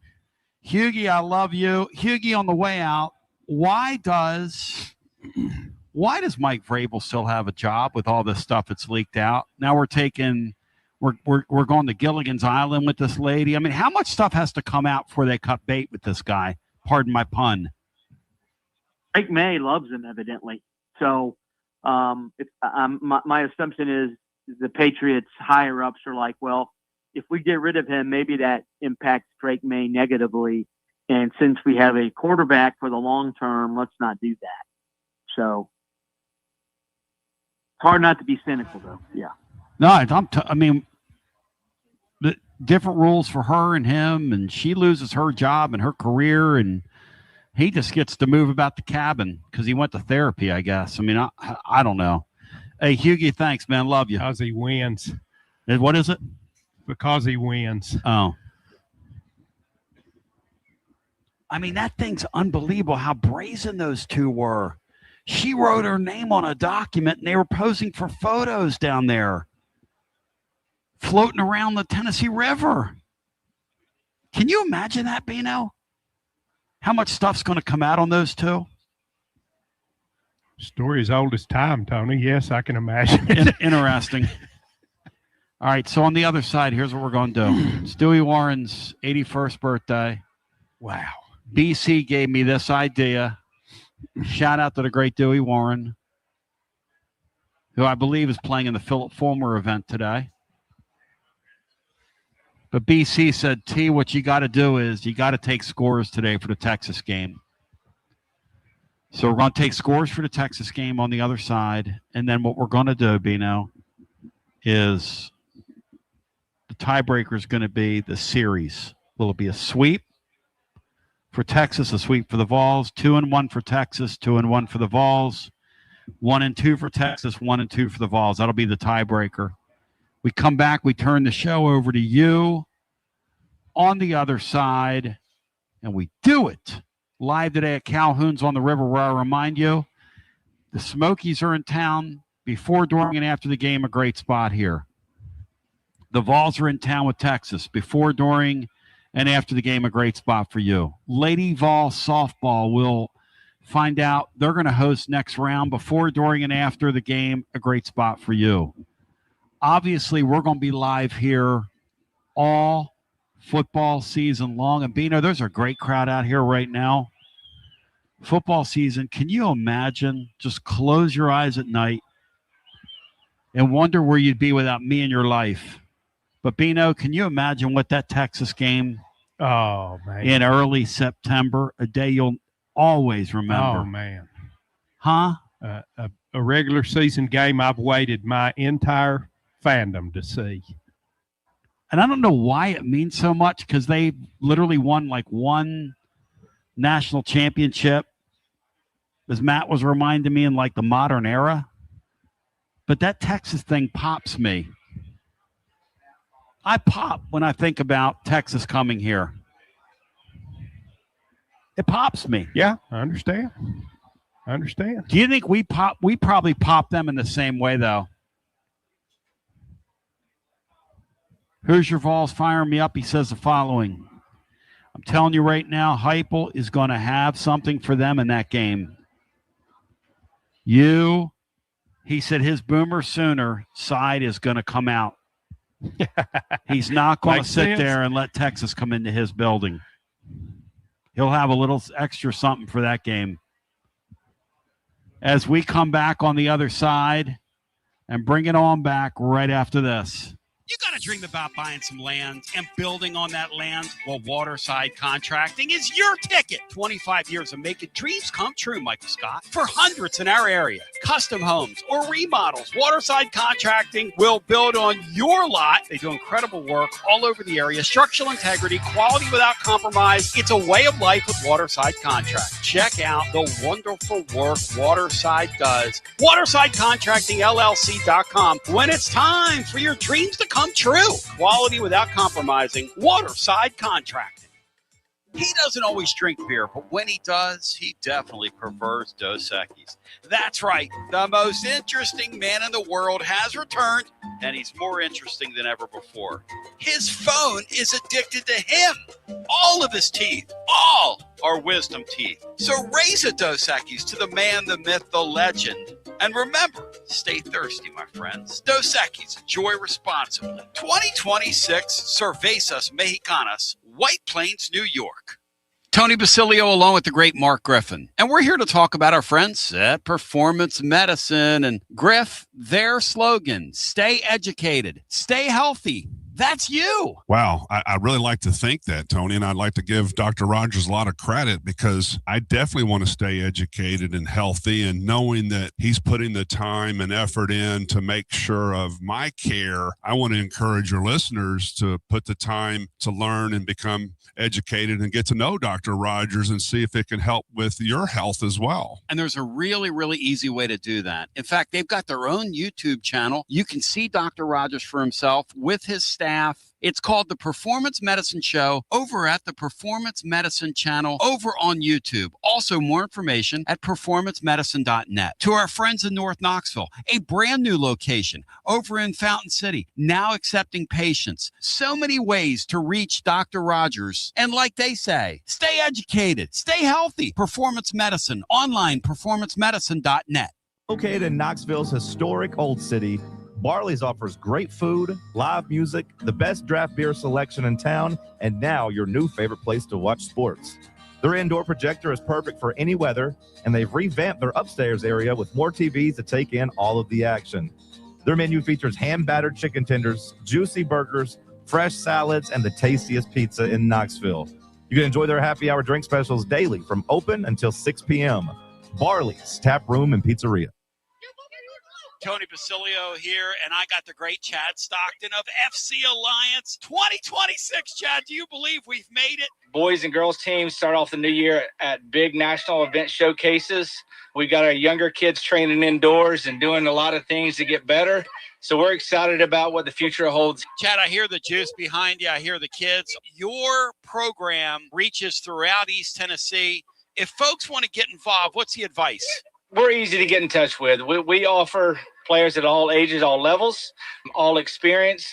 We have a program for all of our kids that we have, and we're excited for anyone to join us. And even some Lady Vols as well. Several college players all over the country, yes? Absolutely. We had a lot of girls that we were able to watch play in the NCAA tournament. A lot of our former players made big runs through the tournament. We're so excited for them. Growing the beautiful game. In this, the year of the World Cup in North America, celebrate the beautiful game. Get your child involved. FCAllianceKnox.org. That's FCAllianceKnox.org. And Chad, thank you, man. Keep growing the beautiful game. Absolutely, Tony, and thank you very much. Preparing food for a big gathering can really take it out of you. That's why you need to call Calhoun's and check out their selection of party platters. Whether you're hosting a party for the big game, a reunion, or just an everyday gathering, a Calhoun's party platter is next level. Choose from Calhoun's always excellent chicken tenders, fly with Calhoun's wings, or boneless wings with a variety of dipping sauces, award-winning next-level melt-in-your-mouth barbecue ribs, or delicious spinach artichoke dip, or get one of each. Plus, if you're doing burgers or sandwiches, Calhoun's has lots of side dishes like spinach Maria, baked cinnamon apples, Smoky Mountain baked beans, or creamy coleslaw, available in pints, quarts, and gallons. And to finish things off, pick up one of Calhoun's great desserts to go, including homemade cheesecake or key lime pie. Calhoun's, simply your go-to party headquarters. With 9 locations all over East Tennessee, you can order online and just pick it up. Calhoun's, one of the Copper Cellar family of restaurants, along with Chesapeake's, Copper Cellar, Corner 16, Cherokee Grill, and Smoky Mountain Brewery. Eat local, eat good. Like our 2026 football Vols, score a T3TD every time with T3 Vodka, Tennessee's premium vodka, handcrafted with passion, precision, and a whole lot of pride. Right here, handcrafted in the majesty of the foothills of the Great Smoky Mountains. Quality around here isn't just a promise, it's a way of life. And T3's filtered 10 times, 80 proof of vodka, delivering a smoothness unmatched. This dedication to excellence has earned T3 Vodka prestigious accolades, like a 5-time gold medal award-winning vodka and your SIPS Consumer Choice Award medal winner as well. Whether you're sipping it neat, on the rocks, mixing your favorite cocktail, T3 Vodka, your choice for a premium award-winning experience. Be like Maury Hanks. Score a T3TD. Ask for T3 Vodka by name at restaurants and wine and liquor stores today. Drink it neat, drink it right, and score a T3TD all 2026 long. Tennessee's premium vodka, T3, Tennessee's premium vodka, distributed by Empire Distributors of Tennessee. Big news, Basilio family. Get ready because the 2026 Knoxville real estate market is officially shifting into high gear. All signs are pointing toward a record-breaking year, and the energy across East Tennessee is absolutely electric right now. Whether you've been dreaming of finding that next home, looking to capitalize on your current equity, or ready to dive into the investment world, the timing has never been better. Having a game plan is the key to winning in this fast-paced market, and I'm ready to help. Give me a call, Jennifer Morris, at 865-694-5904, or reach out at nextmovesmokymountains.com. That's nextmovesmokymountains.com, and go Vols. Baseball fans, it's time to step up to the plate. Look your best. Get some new Tennessee gear from Alumni Hall. Alumni Hall has the best selection. Top brands for you to choose from this season. Look, it's nice and warm outside. So get into any of their 6 air-conditioned East Tennessee locations. Shop online, download the app, grab your Tennessee baseball jersey, your hat, your decal, maybe a t-shirt, and they have so much more. Earn $10 in rewards for every $150 you spend. Go Vols and shop Alumni Hall, your ultimate Tennessee shopping destination. Touch them all with Alumni Hall. It takes a village, ladies and gentlemen, as I welcome you back on the one, the only. It is your Tony Basilio show. And we're going to go to our phone calls here momentarily. But this weekend around Knox County, and the great Marcos Garza is here, who was helping to underwrite this thing that Jim Wright, the Fish Pantry, are doing.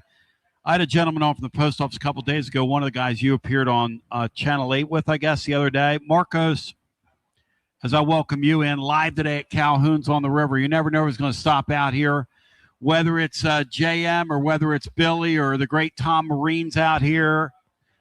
Jack Dixon's in the house. You just never know. Jude's over there. Jude representing the UT student body. Jude, get ready. He's off his feet today, Marcos. Jude, should you be studying? Well, no, he should be off his feet because soon he's going to be in the cattle chute this weekend. Sheep herded in there into the cattle chute, but that's another story for another day over at UT student section. Hey, Marcos, I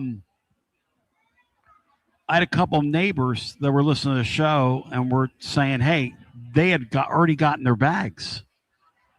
How many bags went out this week, man, for this thing that we're doing for Fish Pantry? So Carlos over at the postal system. We were on WVLT, which Bruce Austin. He with the union. He's a big guy. Yeah. He's been, you know how he's been doing it 46 years, I think. Really? Delivering mail, yeah. Wow. 46 years.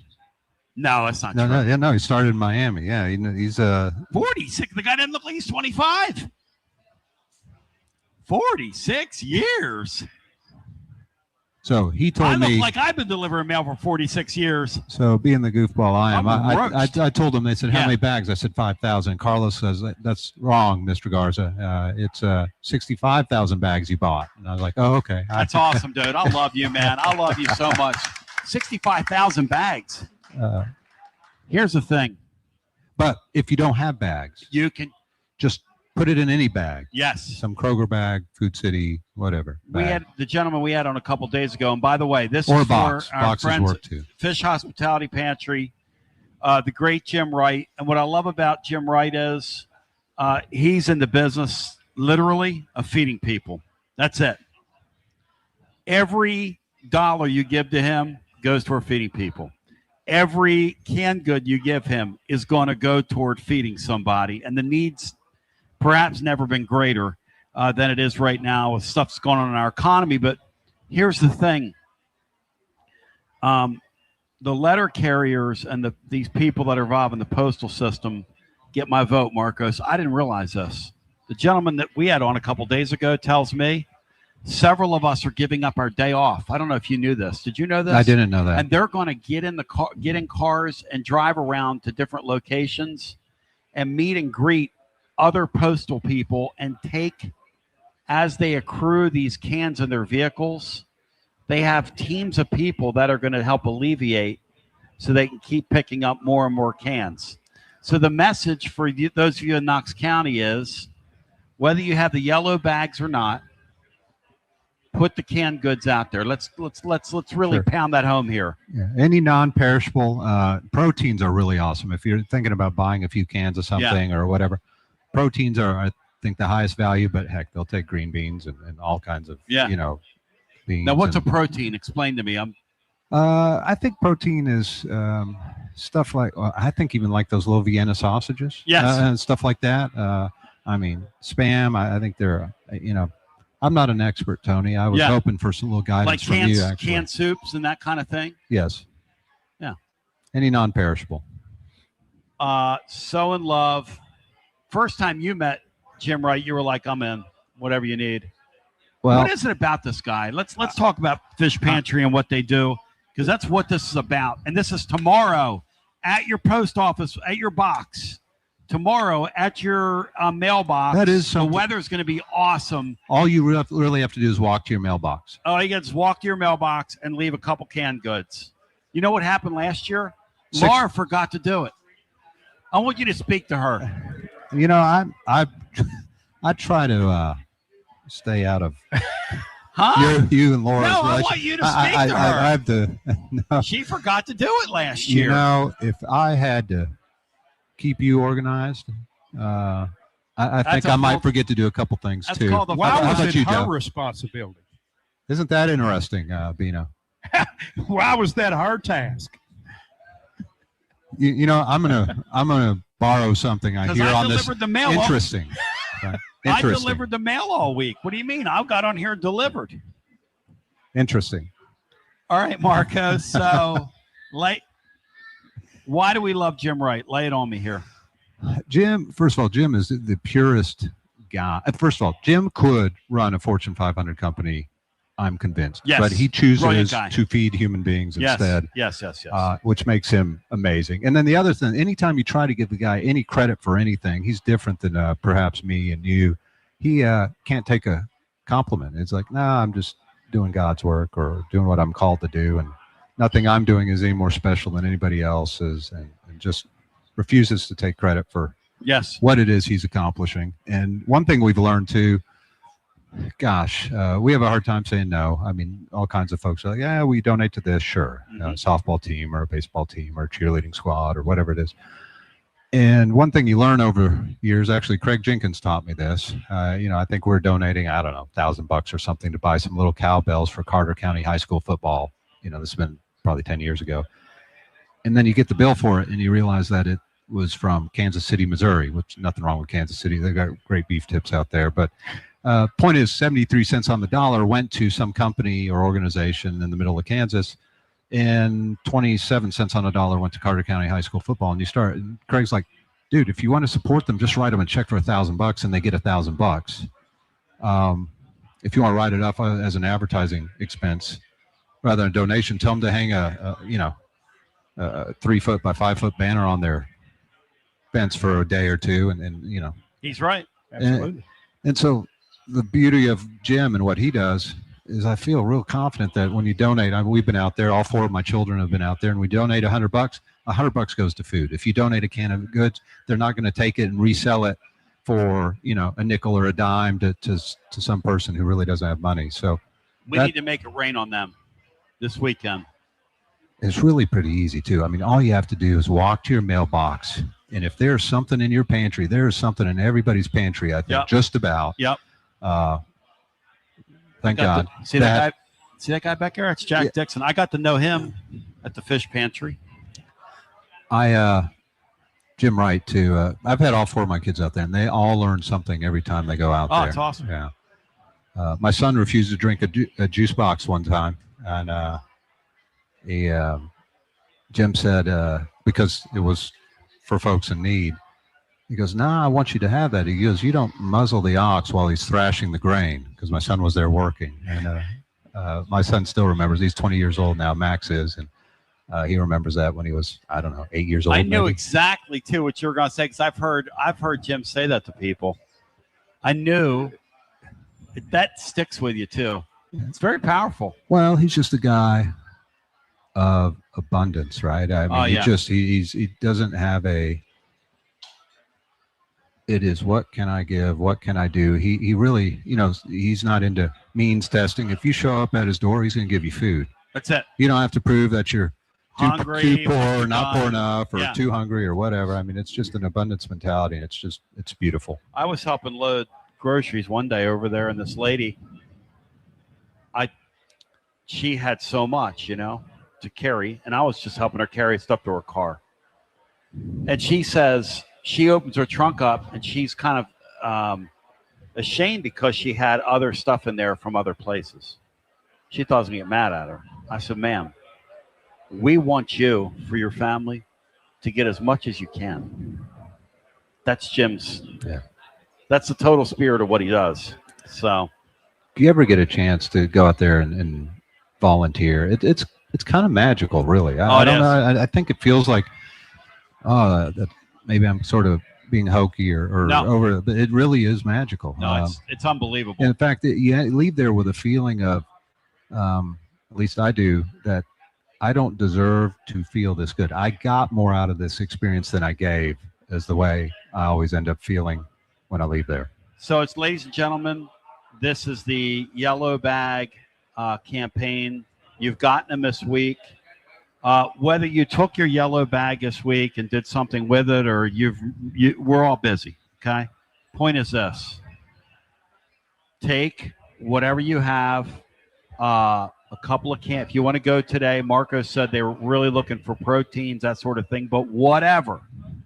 We'll take whatever you have. We'll put it to good use. I want to shout out my friends at Fish Hospitality Pantry. Shout out Marcos and the Garza Law Firm, because you bought 60. What was the number? I think it was 65,000 bags. Good night almighty. That's a lot of bags. I didn't know it's kind of embarrassing, though. I really didn't know what we had 65,000 done. Thank you, Marcos. Hey, one thing. Yeah. I don't know, and I don't know how you say it or stress too much. Yeah. But man, most of us are blessed enough that we've got something in our pantry that is a non-perishable, that probably doesn't need to be in our pantry, that we can part with. Amen. And so if you are blessed in that way, which most of us or many of us are that are listening to this, if you can just get it to the end of your driveway in a box, in a bag, in a satchel, in a Bino, you think we're going to remember this year after he's pounded this home to me? Yes. I think someone will get some food down to the mailbox from the facility. I'm thinking Tony might show some accountability, right? Walk down there. I'm guessing Laura will do Hey, Marcos, and maybe next year we won't be sitting here blaming Laura, right? Speaking of accountability, Marcos, what are the baseball balls going to do this weekend? I'm pinning you down, right? Nobody, see, don't grunt and groan. Nobody gets out of here without their 5,000-mile credibility checkup. So Texas is in town. So I was talking to Reese Chapman a couple weeks ago. Yeah. Blessing to get to talk to him and his girlfriend, and who I think is a speech pathologist. Talk about somebody doing God's work, but just delightful people, humble, grateful, and he was pretty sure they were going to sweep Kentucky. I was like, Reese, that's pretty bold, because I just feel it, and so it's not for a lack of trying or lack of belief, I don't think. Yeah. I'll take a win. I'll take a 1-2. I'll take a 1-2. I really want to say 2-1, right? I really want to say that, but I got to be honest. Got to be honest. My gut says. My gut says we That's squeeze honesty. one out. Hey, Yeah. I love honesty, man. So, I honor honesty. You know that. I feel like I'm betraying. I know, right? I cut a heel turn. I've been a heel all week. I've heeled on the baseball team. I've used the term losers, Bino, this week even. Yes. Bino thinks I've gone a little too far with my heel turn. Generally, if you say someone stinks and they're a loser, that may be just going a little bit too far. Loser's a strong word, isn't strong. it, Bino? I mean, you start calling someone a loser. Hey, I don't Marcos, know. help me out here. You're a man of semantics, right? Have to be. Team that has a 13-11 record. What do you call that record? 13-11 is a. You mean 11-13? No, I mean 13-11. Okay. That's a winning record. A team that has an 11-13 record. What is that, Marcos? So that's a losing record. That's a losing record. Now. Yeah, don't cross-examine All right, me. go ahead. Here's where we are. Well, wait a second here. So if you have a losing record, what do you call that team? We call them at the end of the year a struggling team. Yeah. 500, Austin, or say it, Austin. Say it, Austin. He ain't saying it about college.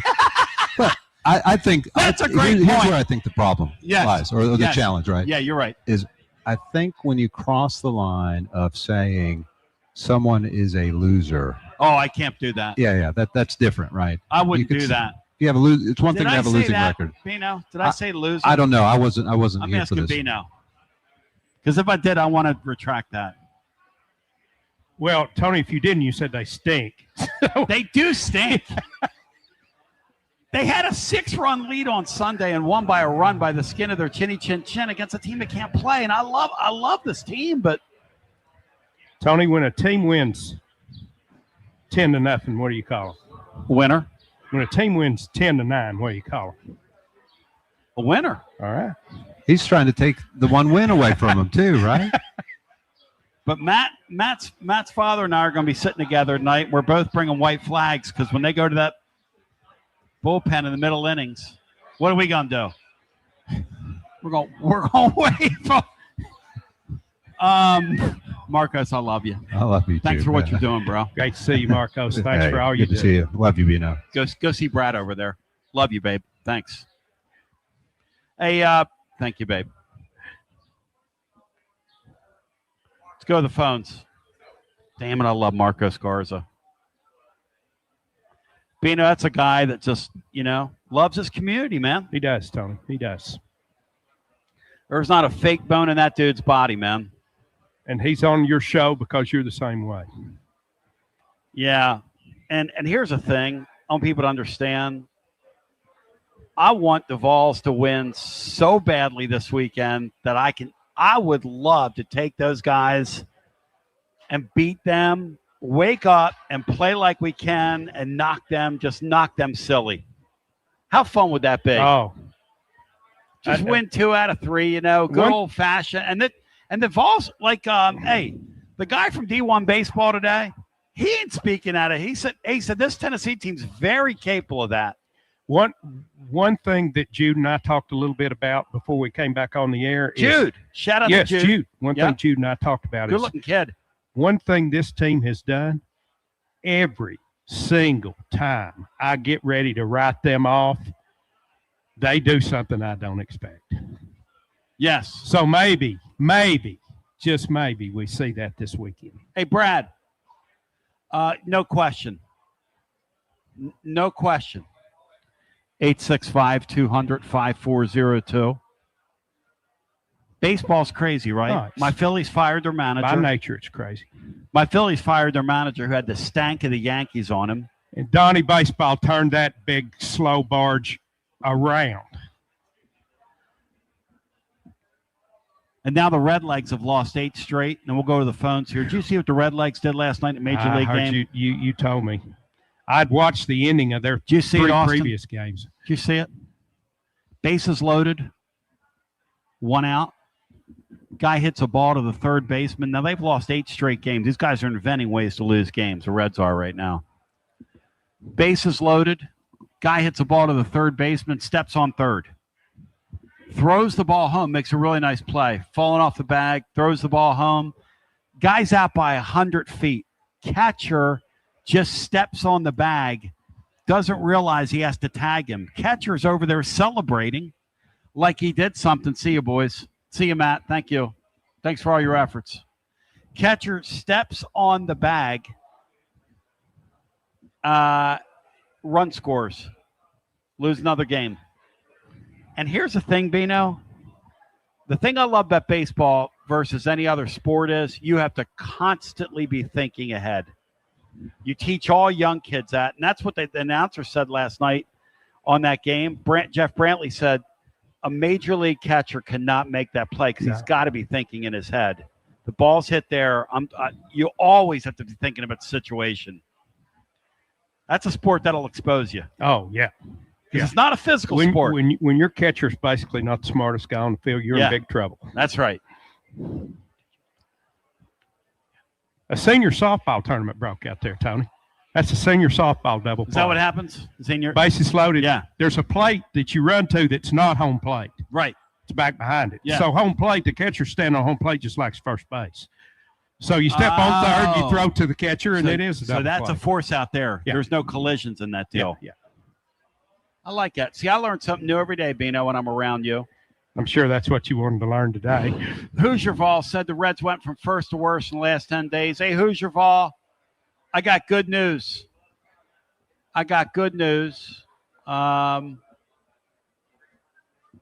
Julie Herman's roast beef has now chimed in wants to know if you get some regular callers that show up down at Calhoun's, put them on camera. I don't think they want to be on camera, Julie Herman's roast beef. Bino, what do you think of the Julie Herman's roast beef? Every day there's a name on there that just pops me. Let's go back to the phones. We'll get as many people in here as we humanly can. We'll stay and do a little extra time, overtime, your time, my time, our time.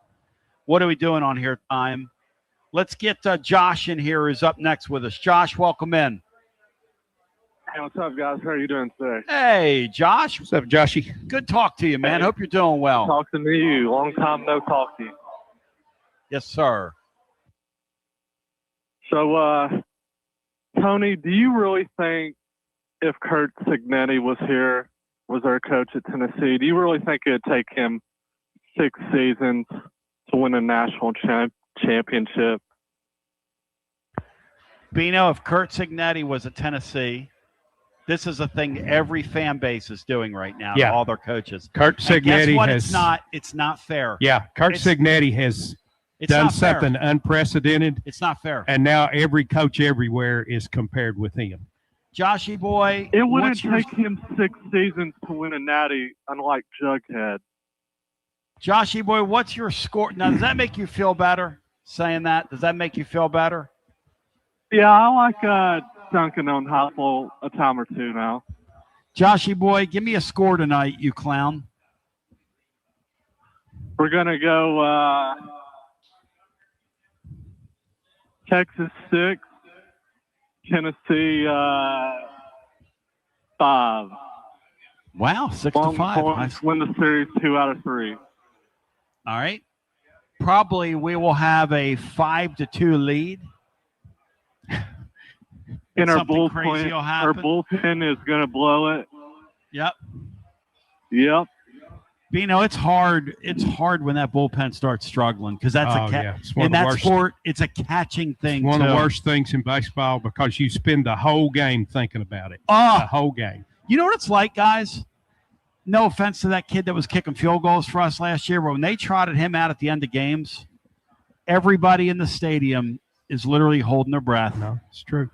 And when they bring one of these kids in out of the bullpen and they hit that first batter, and you're at home, and you can feel the hush and the whatever that pressure thing is that we pass on to each other. You know, unless Appenzeller recovers or someone emerges that we're not thinking about, you've got 2 arms out there right now that you trust, and that's it. Hey, Tony, let me ask you something. Do you think Henry Ford could come back next season? If they do the fifth year thing and they backdate it, I guess he could. He's a junior. Yeah, he's a junior. Yeah. Yeah. Because he's really not having the season we thought he would have this year. Well, and what happened to him too with his illness? He got sick. Yeah. Yeah. When you get, I think it's mono that is that right? I think it's. I'm mono. not sure what he had, but I lost a bunch of weight lost from like it. 20 pounds. Yeah, he lost a bunch of weight. He's slowly gaining his weight back, which, he's a nice player. It's a shame because he was going to have a huge season. Yeah. It's really a shame. Guys, I'm going to leave you with this. Tony asked Bino this last night. What player are you most looking forward to that we got out of the portal in basketball this year? I'll give you my answer. Mine is Terrence Hill. Have a great day, guys. Thank you, my brother. Good talking to you.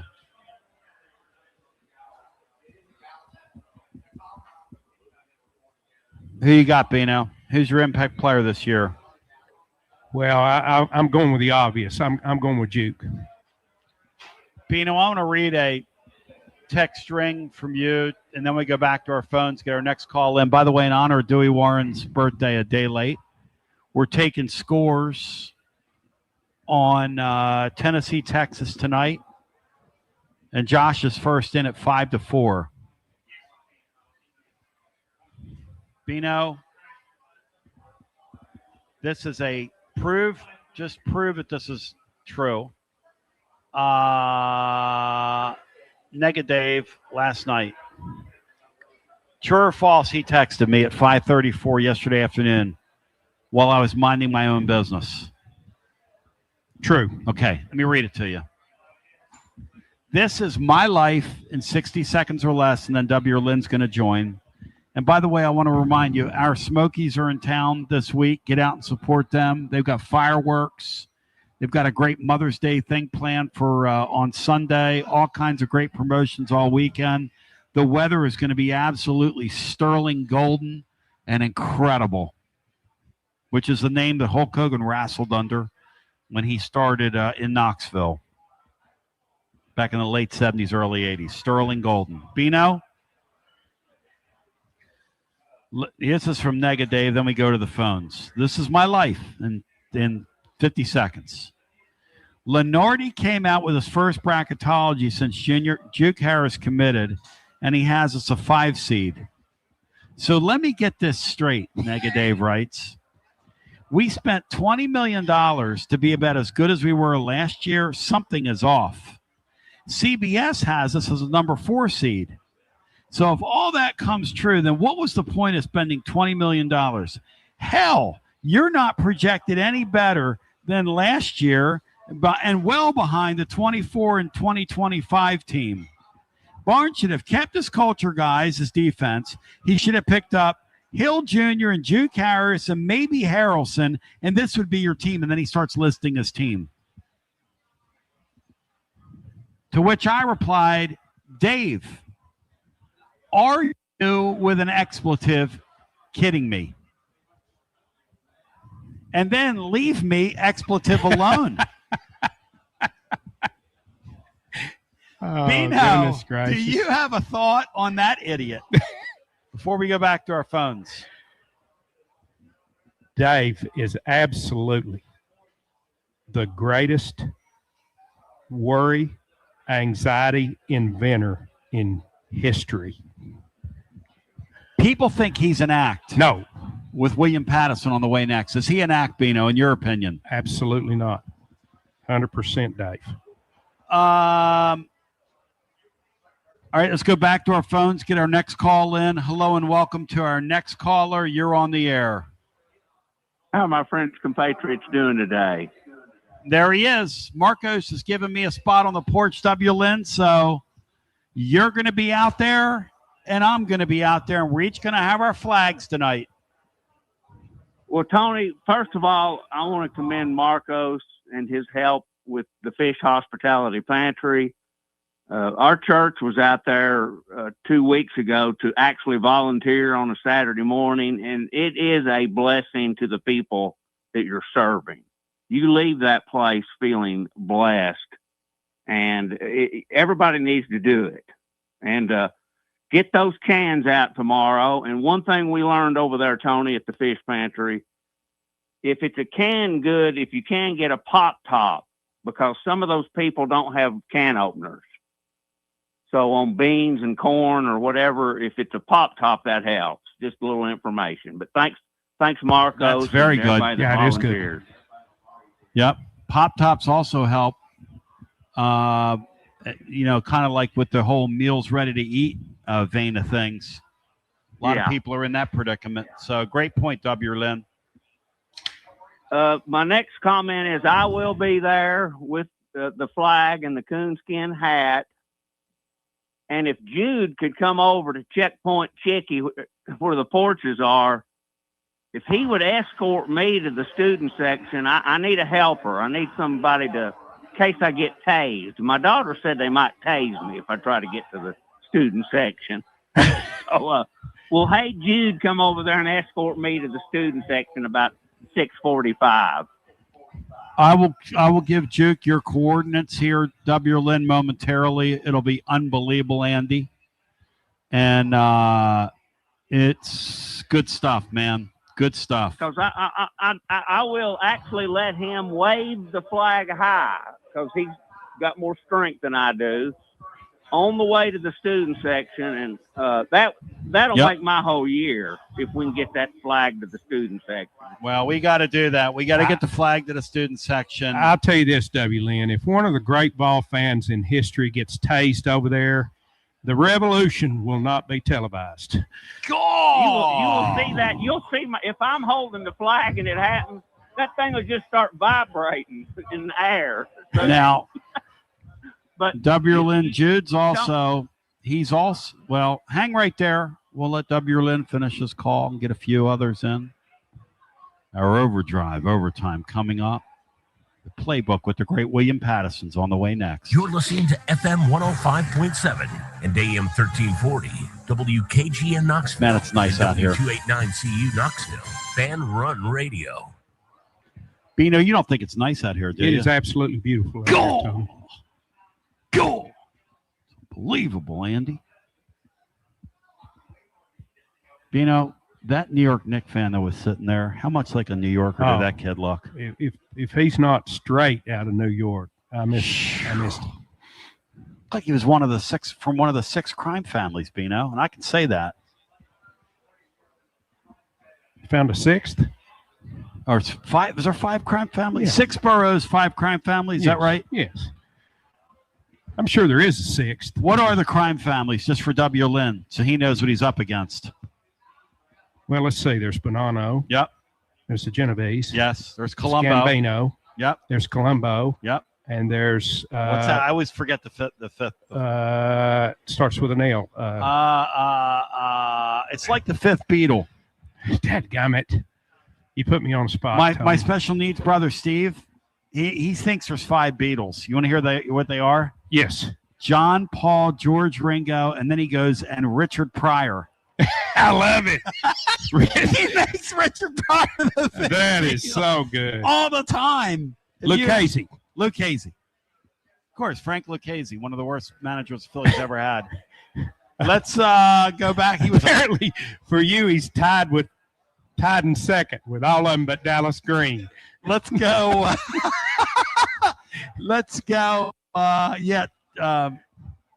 Well, the fact that Charlie Manuel won a world championship shows you how random baseball is. W. Lynn, I'm so proud you're going to be in the house tonight, man. That does my soul some good, brother, to know that. Fired up, and you have permission to give Hey Jude my phone number. Don't put it out on the air. I will do that. You need to take that kid under wing. Man. Yeah, I'm ready to go over there and give a history lesson to the student section, but I want them all to wave the flag if I can get it over there. And I'll meet him at Checkpoint Chickie with that flag. We're only on Porch 13. You can see the checkpoint. So like I said, we need to wait till the national anthem's over. I want to respect that and do that, and then maybe after that. That would make my entire year, if we could do that. So, W. Lynn, if you were in the presence of that young man, W. Lynn, what would you say to him? What like if you took that kid under wings?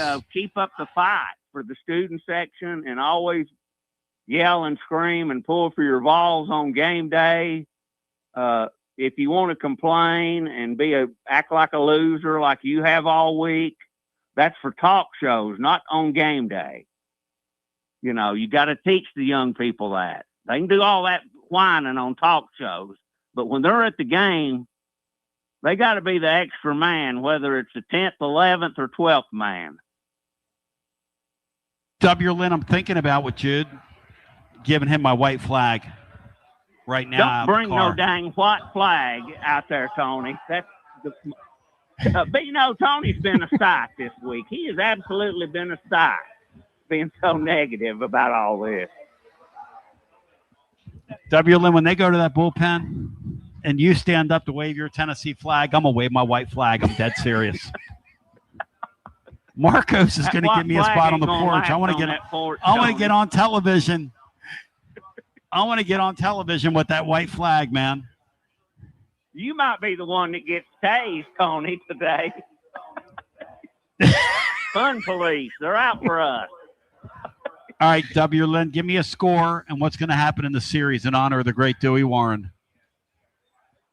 In honor of the great Dewey Warren, and since he played in the mid-60s, I'm saying we're going to win 6-3. Nice. And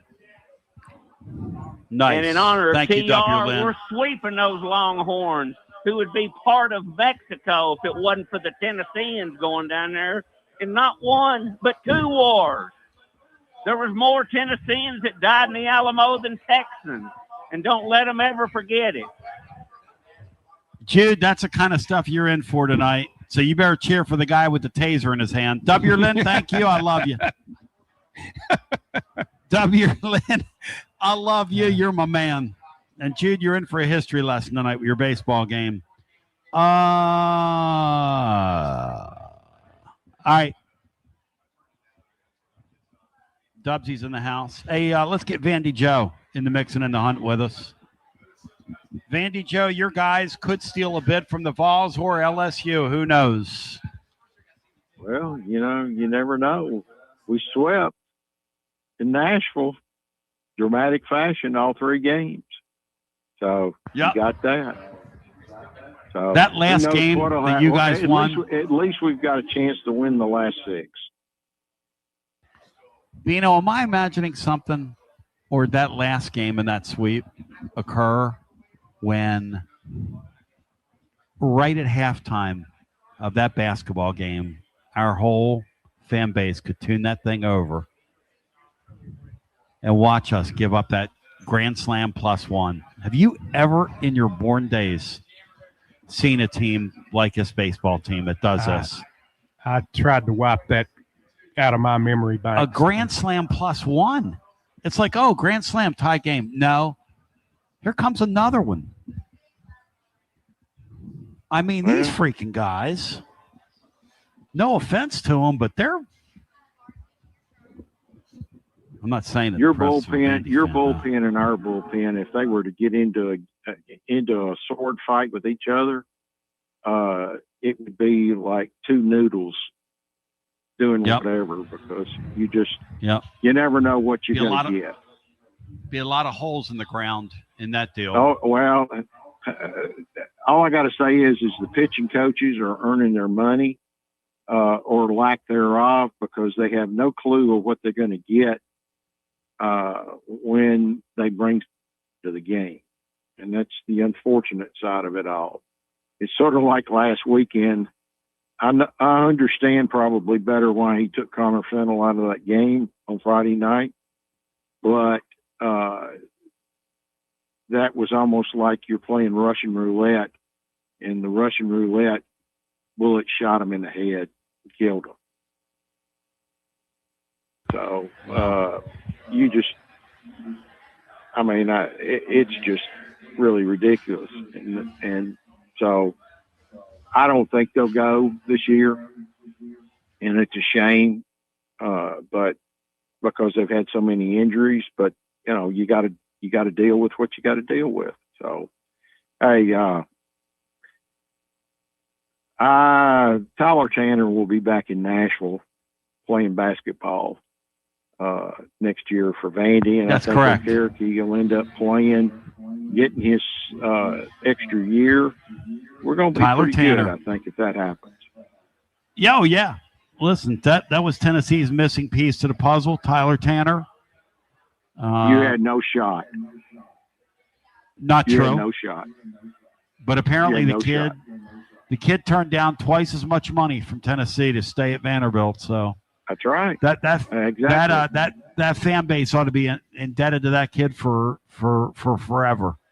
Oh, that's are. True. I mean, look, man, he's a local kid, and he loves the university, and he's all about he and Boynton or Byington rather, or just, I mean, they're locked at the hip, and he's a great kid. I mean, I think the world of him. I mean, really do. I mean, he's what makes college basketball enjoyable. And it's really sad that they're going to 76 entrants in the tournament. But, hey, it's all about the buck, and that's all you can say. Just like the football, they go to 24. Yep. It's all about the buck. Sad thing, man. It's a sad deal. Thank you, my brother. Great talking to you. Same here. You're the man. I'll tell you this right now. That is really, really fun stuff. You think about how that kid turned down twice as much money to stay where he's at. I mean, it would have been great for us if he'd have done it. But if you're a Vandy fan, you have to really appreciate that kid's different. Either that or he's independently wealthy. I don't know. Basically tells he was going to double his pay. He's going to make this year. And he said, no, I'm not doing that. I'm not doing it. So I think that's going to conclude our activity for the day, unless Brian has anything he'd care to add. I want to remind you that the great Will Heflin and Matt Dixon will be with you Sunday after the game. Garza Law extra innings. We continue to do that after each Sunday game. In the meantime, I'm going to go ahead and call the shot here. I got to stay in full heel mode. Bino says he wants to win a game this week. I want to win the series.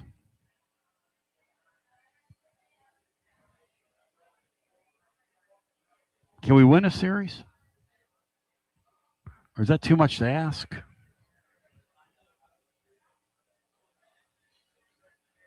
I want to thank my friends at Calhoun's for having us out here. The way I figure, we win this series, we win this series, there's a chance we could host a game here. Is that true, Bino? We win this series, there's a chance we could still host. Win this series, win the Oklahoma series. I think if you won both series, there's still a chance you could host, yes. Win that's both my series. goal. I think that's what it would take. So I'm calling the shot, Bino. We're going to win this series. After the week I've had on the air, it's been kind of reprehensible and sort of disgraceful. Now, for tonight, I am bringing that flag. I think people around me will like when I wave that flag, Bino. You have to have a lanyard to have a flag? Lanyard? Mm-hmm.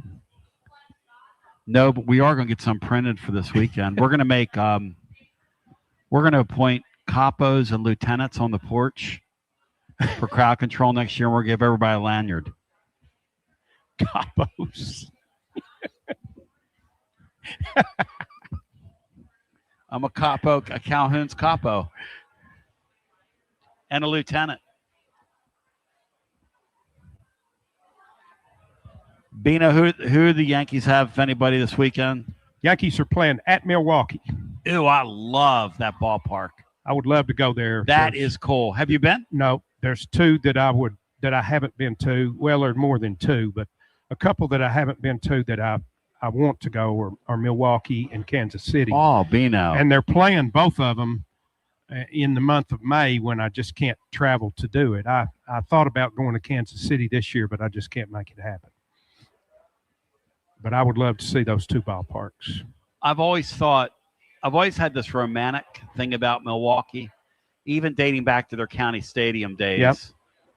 With the big, huge keg or whatever that was out in the outfield, just that whole scene in the 70s. Great baseball town. It's a great baseball town. I want to thank the great Brian Hartman for pushing the buttons today. Laura today for helping us get some video down here. I want to thank everybody at Calhoun's for coming out. I want to thank Russell Smith for being himself. It's been a moving week. I'm moved. Appreciate your peace. Check out the blog over at tclub.team. We love you. We love you. Bino, anything else you care to add? Hey, go Vols. Beat Texas. Peace. You're listening to FM 105.7 and AM 1340, WKGN Knoxville and W289CU Knoxville. Fan Run Radio. And we pretty pumped to be with you on a Thursday. Some much needed rain falling outside.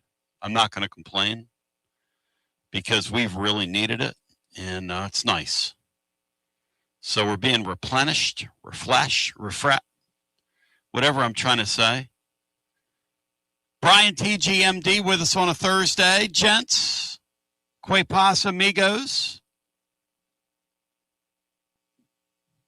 Which one of you is pumped today? Which one of you? Let's take a temperature here. I asked my brother Steve the other day. I said, "What's your pump level?" He said 388 pounds of pump.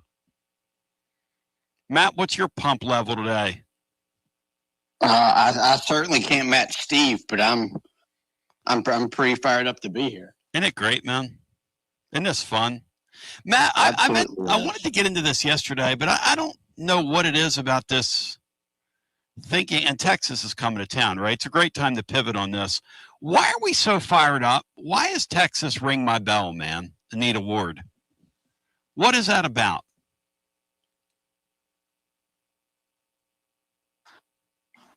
Well, I just think it's one of